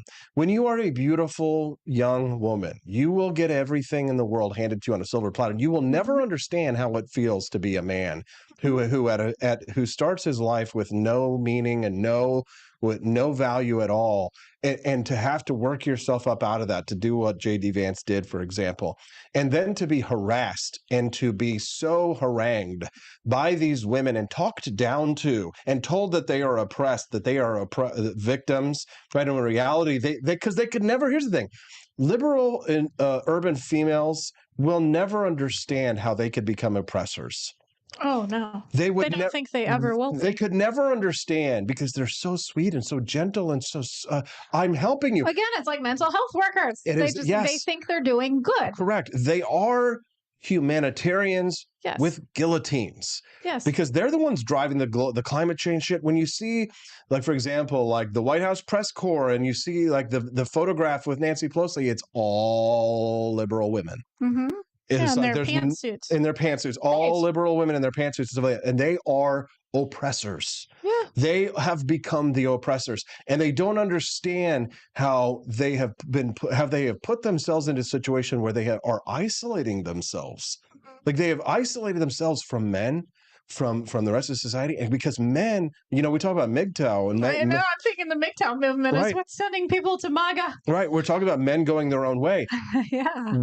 Like the passport bros, right? The one here's the thing: JD Vance's wife isn't white. No. Right. There's been a conversation in the last couple of weeks about like JD Vance's wife and about hot guys, white men with Asian wives. It's kind of like a joke, libertarian guys with Asian wives. There's actually a meme about it that people share around.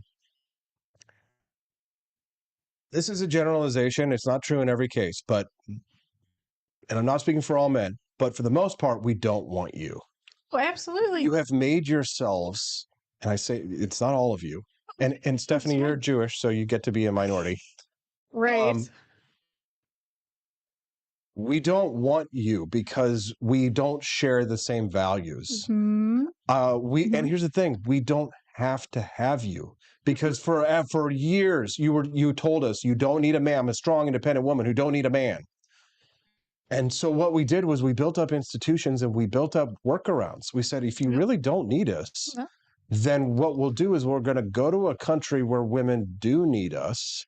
We're going to go to a place where we're going to find women who do need us and who want to build a bond and build a family and and I'm not talking about a dominant relationship. I'm talking about even a mutual relationship. Look at Trump. He's with a foreign woman. Yes. Yes. He didn't pick an American woman. Yes. He could have had any woman that he wanted. We know men in power can do that. Yes. But like the thing is that MGTOW, MGTOW is not trying to dominate anyone. We're leaving. We're going away. I see Courtney is really triggered by this in the chat. She says, it's the male version of the feminazi. No, the feminazi wants to control you. The feminazi won't leave you alone. MGTOW is men going away, leaving you, right? A Nazi is someone who won't leave you alone, right? She's talking about incels. Incels, I think, want to change the women. A lot of those are like the Groypers. Right. And so are there extremists? Yes. Am I speaking generalities? Yes. Does it apply to everybody? No. Is exceptions? Yes. Are there exceptions that prove the rule? Yes. Some guys are just like, I'm done. But I really don't think, and we see it all the time. We see these TikToks and reels of these women who are like, I'm 40. How can I find a man? And we used to watch that one old lady who says, maybe it's time to get a dog. Think about getting a dog. Exactly. Right? Because here's the thing. You've been given everything your whole life. You thought that eventually Prince Charming was just going to show up. But here's the thing. Now you're going to have to work for it, ladies. You're going to have to work for the man. We're all over here in the Republican Party. Yeah. And there's a lot of really pretty Republican women. You know, like all those TPUSA kids and all of that. Like there's a lot of great Republican ladies coming on over. Oh, yeah. Women in the MAGA hats. Yes, because they don't want to be alone. Mhm. They don't want to be alone at 40 years old. They want to have a good man. They want to have your babies too. They don't want to abort. Exactly. And I'm like, you know, I feel like you and I are like mastering the art of the modern relationship in the sense that I fulfill my role as a man. Yeah. And you fulfill your role as a woman. And but I give you the amount of sensitivity that I think women want, in the sense that I'm present for you, emotionally present and stable. Right. And I don't withdraw from you emotionally, right? I'm there for you and I'm here for our baby, right? But also, you know, I'm a guy who drinks beer and likes steak and, you know, guns and has guy friends and all that kind of stuff, adventurous and stuff. I'm not a pushover. You don't boss me around, but you also don't try to boss me around. No. Right. And that's the thing, is like, you don't harass me. I'm not a boss babe. You're not a boss babe. No. Exactly. Right. And so our relationship in the modern context works so well because we manage a dynamic that has traditional roots with a modern flair. Right. Mm-hmm. Absolutely. And, you know, maybe we should do couples counseling together. What do you think, Stephanie? So you ready to move on?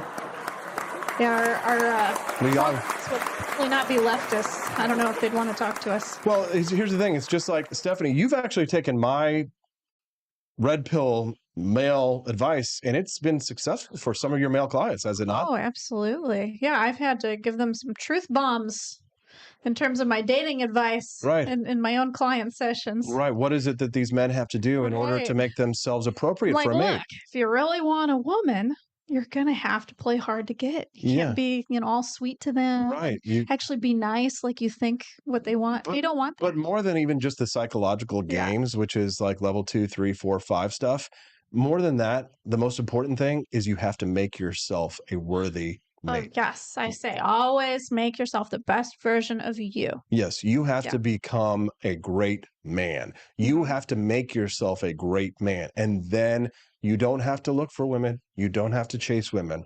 They will come after you, as you and I well know. Absolutely. Yeah, Steffi chased me. Next on this list we have here from Tyler Cowen of how the vibes have changed. Number 7, the Obama administration brought to some degree both the reality and the perception of being ruled by the intellectual class. People didn't like that.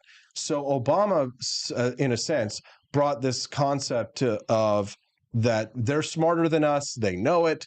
They're going to tell us what to do.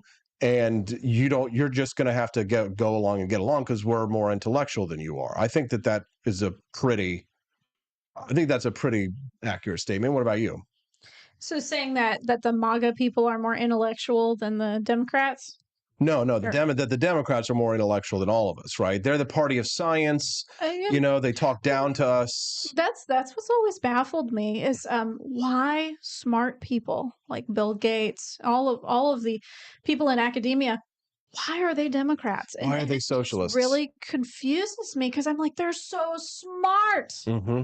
Why don't they see through these things? You know, there is a YouTube video that I would recommend. It's Hayek, Intellectuals, and Socialism. Because no, I don't think Republicans are, in terms of IQ, I don't think they're smarter than a lot of the Democrats. Yes. I don't. So I know it's Friday and we normally goof off with like silly stuff and like not like regular stuff, but this is Friedrich Hayek. It's going to be major big brain time, and if it gets a little bit too in the weeds, I'm going to kill the video.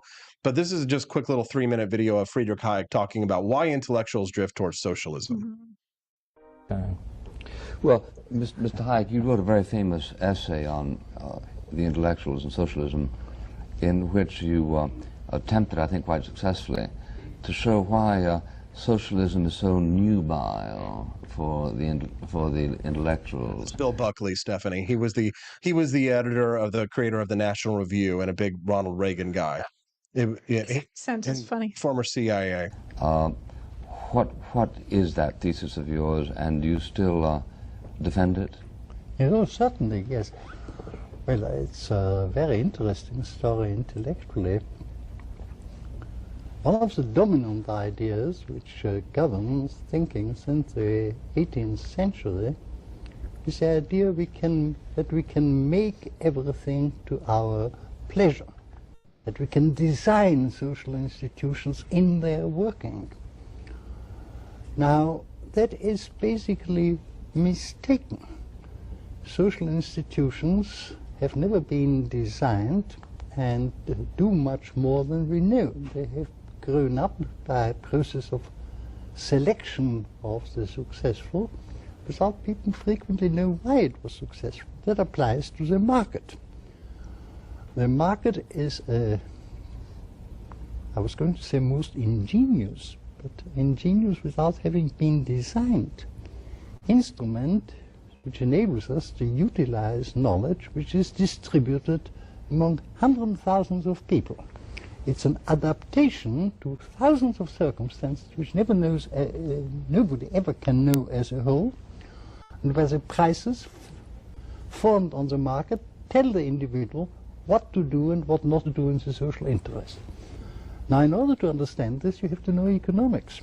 To the naive person who imagines all the distribution of income is determined by somebody deliberately and actively, it seems that if this is the responsibility of a particular guy, this is evidently done very unjustly. The fact is... So pause for just a moment. What is Hayek talking about? How many other talk shows are going to play Friedrich Hayek on their show? He's talking about how intellectuals believe that they can create and then manage institutions in order to spread their ideas or their common good, or to try and the humanitarians with guillotines to some extent.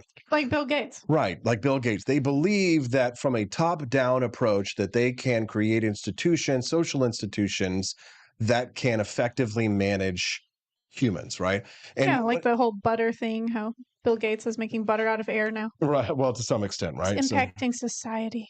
Well, here's the thing.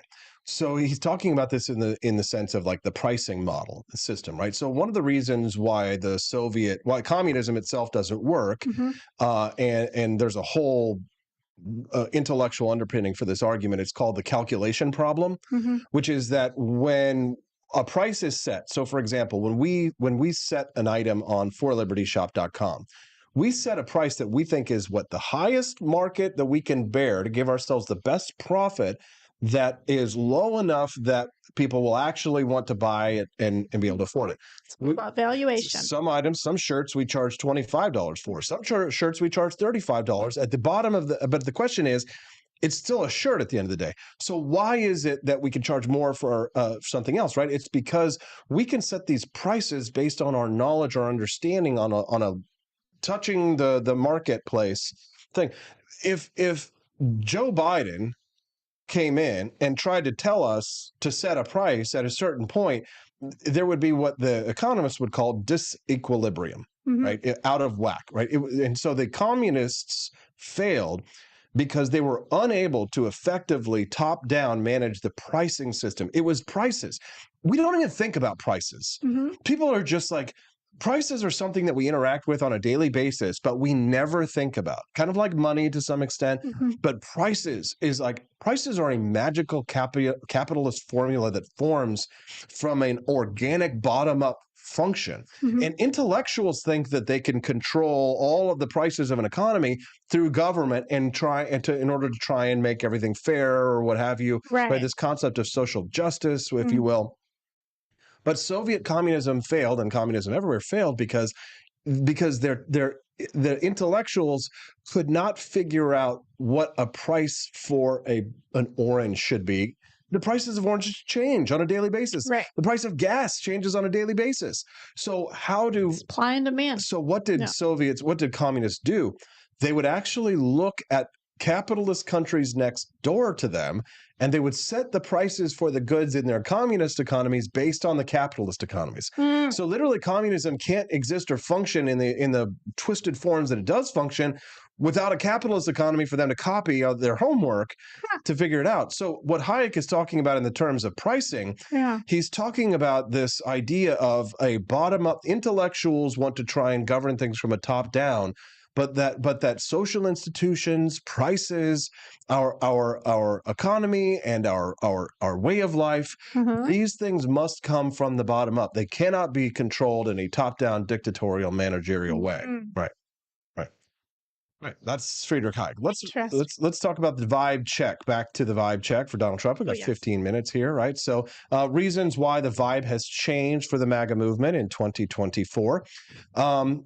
Democrats and leftists are in fact less happy as people than conservatives are on average. Americans noticed this, if only subconsciously. So true, man. Every Democrat, leftist person I know is either perpetually angry, and trust me, a lot of conservatives are angry too. But the Democrats are perpetually angry, perpetually storming, perpetually tantrums, perpetually like upset and unhappy and negative. Every stereotype you can imagine. I think people notice. Oh, absolutely. Again, on TikTok, look at what they post. It's all about just mental health, complaining about relationships. It's very rarely positive things. And honestly, I feel like when I was really in the libertarian movement at first, back in like 2009, I was a very angry person too. I really reminded myself of a leftist, to be quite honest. I was like pointing fingers. I was paranoid, coming up with all these theories. I thought I was advocating for things, and I would take it so far that I would like basically shove it down other people's throats. Like, come on, believe me, this is happening. And I feel like that's what leftists are doing. They're just miserable. And it was kind of the same thing too with, I was going to mention Albert Einstein in terms of why he was a socialist on the intellectuals thing, because that's where the chat is right now, but that's fine. Anyways. Yeah, I know. Luke Sacker says, AP for Liberty. We know that this is the only morning show where you're going to get a clip of Friedrich Hayek. That's right, boys. That's right, boys. I mean, click that like button. In terms of conservatives, I just want to say, they got God, man. God makes these people so happy. Like when Trump was talking about, again, his belief in God, that audience last night was, they were uplifted. Yep. Number 9 on this list of the reasons why the vibes have changed. We're going to have to rush through this. The reasons why the vibes have changed is that the woke gambit has proven deeply unpopular, meaning that that the leftists betting it all on this woke politics and institutions, it has not paid off for them. Americans are not fans of it. We've lampooned it. We've joked about it. We make fun of it. Other countries around the world make fun of us for this woke gambit. It has not paid off. Number 11, trans support has not been a winning issue for Democrats, but it is hard for them to let it go. Oh, absolutely. Yep. Yeah, I mean, years ago it was like the gay rights movement, gay marriage, and now it's moved on to trans rights. Yes. And trans rights are just not as welcomed as gay rights, I guess, in our world. Yeah, I'm reading to you from a list of that was put together by an economist by the name of Tyler Cowen.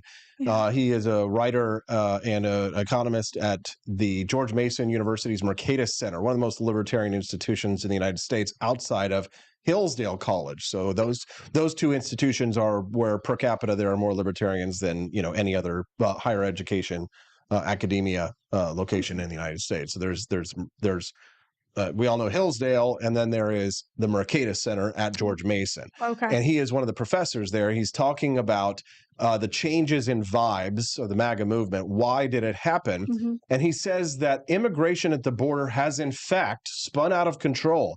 And that has been a key Trump issue from the beginning of this campaign. And he writes this as a person who is very pro-immigration. You can imagine how the immigration skeptics feel.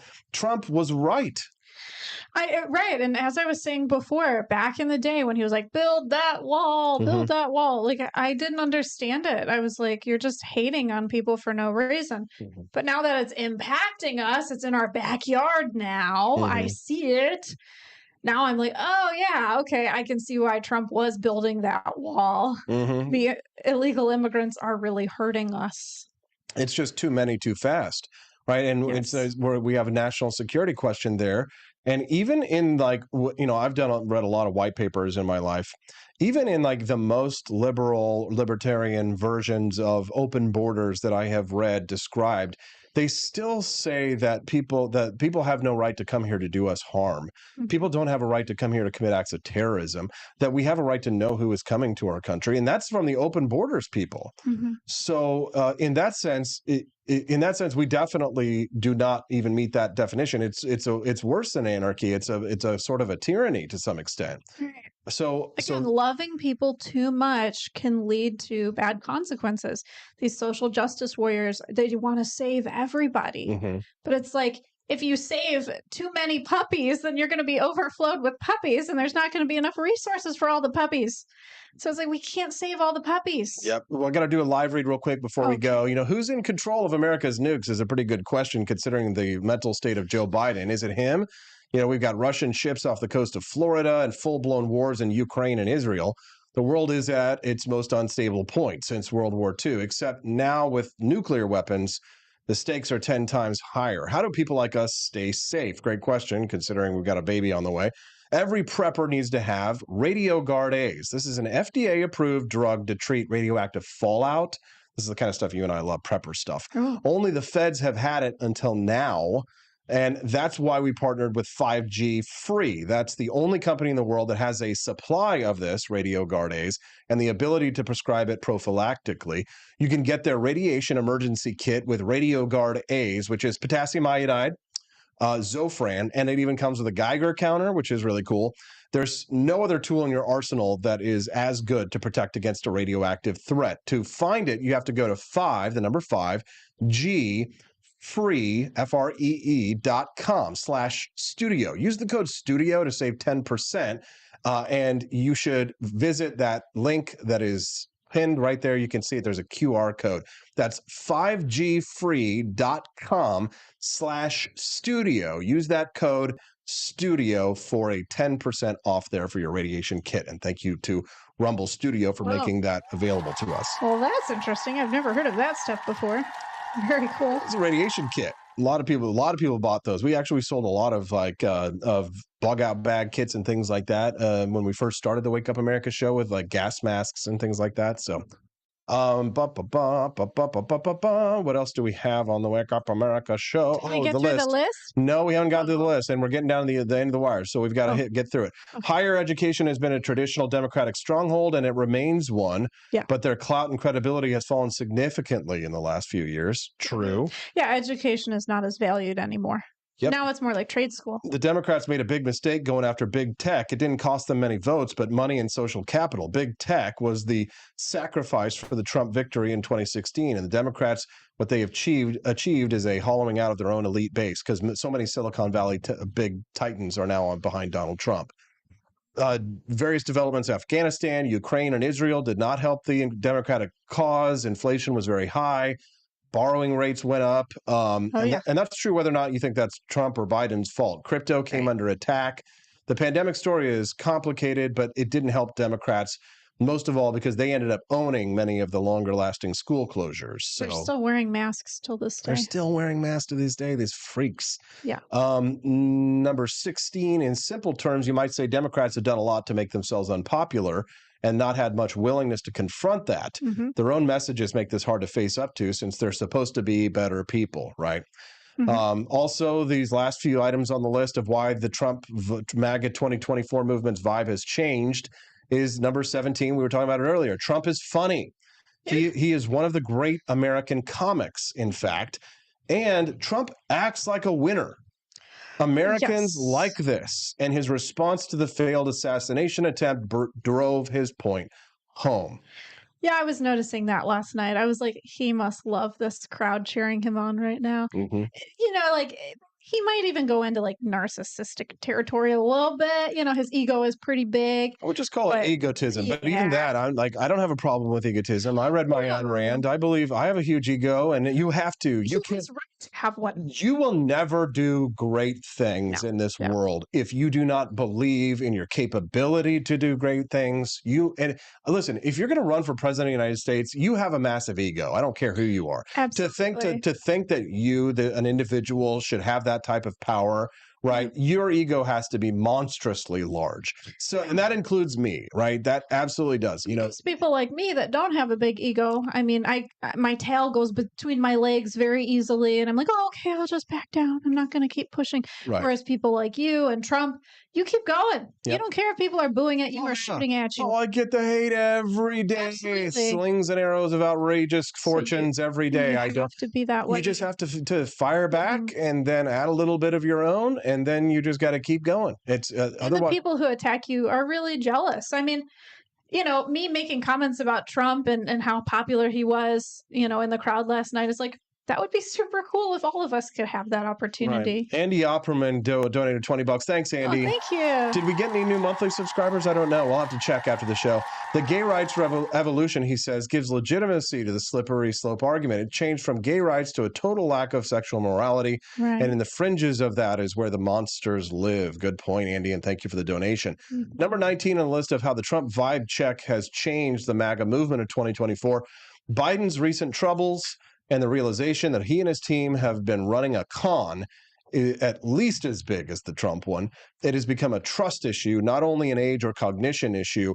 People don't trust Biden because they were lying to us about his mental health and the situation with his health and his mental illness. So, Oh, absolutely. Yeah. He's not being upfront. Whereas Trump, I mean, again, he told the entire story of how he was, of how he was shot. So it's like he's telling you right to your face in the camera, like, this is what happened. Biden, he just tiptoes around issues. He doesn't tell you what's exactly going on. What does that sound? It's the goodbye music. Goodbye, Austin. Goodbye. I hate that song. Well, why are you singing it?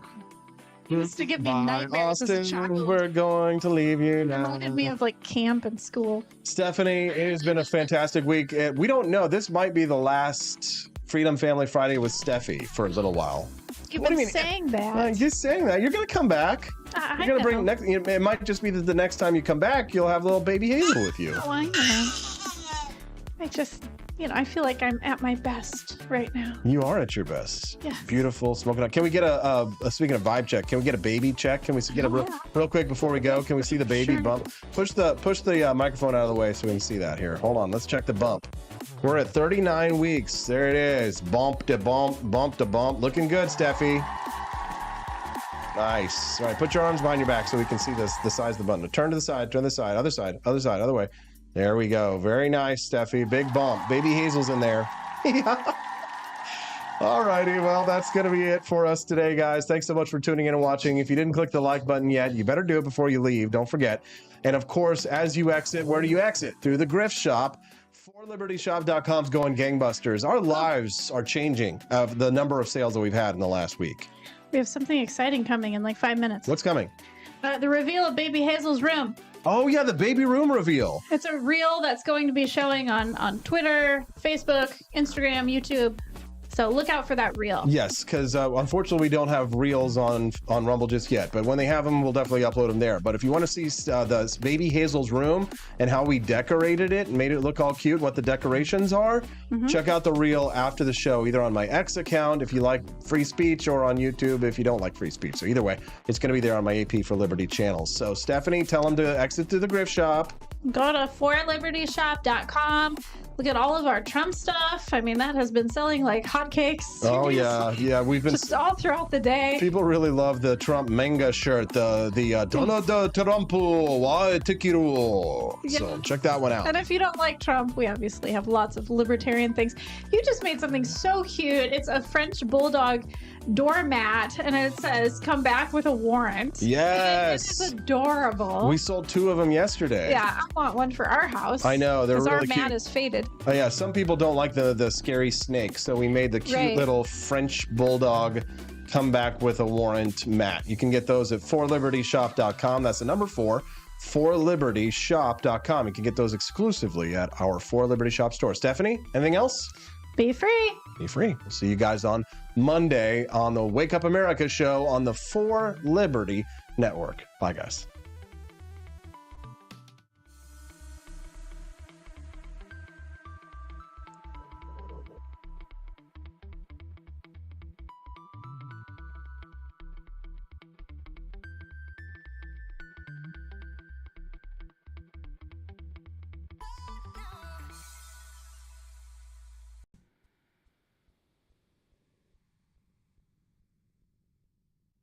Expanse of time, a year might seem like a mere moment, but oh, what a year it's been. In September 2022, Austin and Stephanie Peterson embarked on a journey to wake up America. They began humbly, with just 20 souls tuning in, learning, listening, and though challenges arose, like the looming shadow of YouTube demonetization, their spirit never waned. And now, thanks to you, thousands rise with the sun to join them, to listen, to engage, to be a part of a community.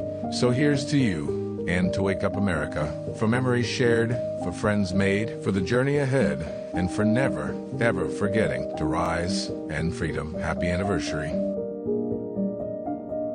I'm Donald Trump, and I approve this message.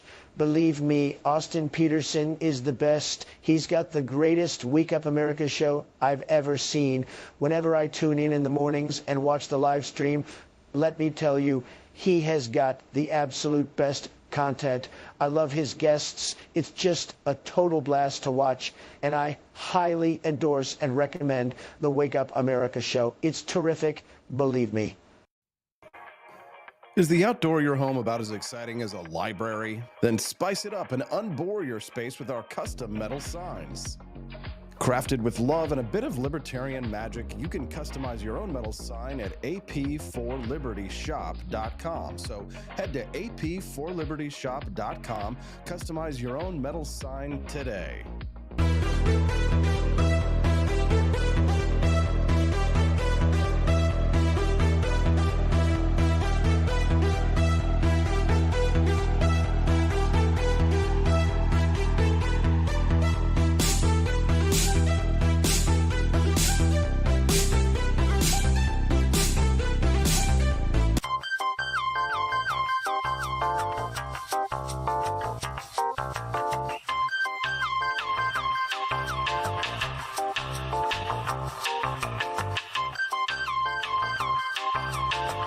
Welcome to a world of vocal discovery at Peterson Voice Studio. I'm Justin Peterson, here to guide your musical journey. Envision a place where your voice reaches new heights, where every note tells a story. We embrace all singers, from the enthusiastic shower vocalists to aspiring stars, ensuring each voice finds its unique rhythm and tone. Are you ready to elevate your voice? Visit petersonvoicestudio.com and sign up for remote lessons tailored just for you. Let's begin this melodious journey together.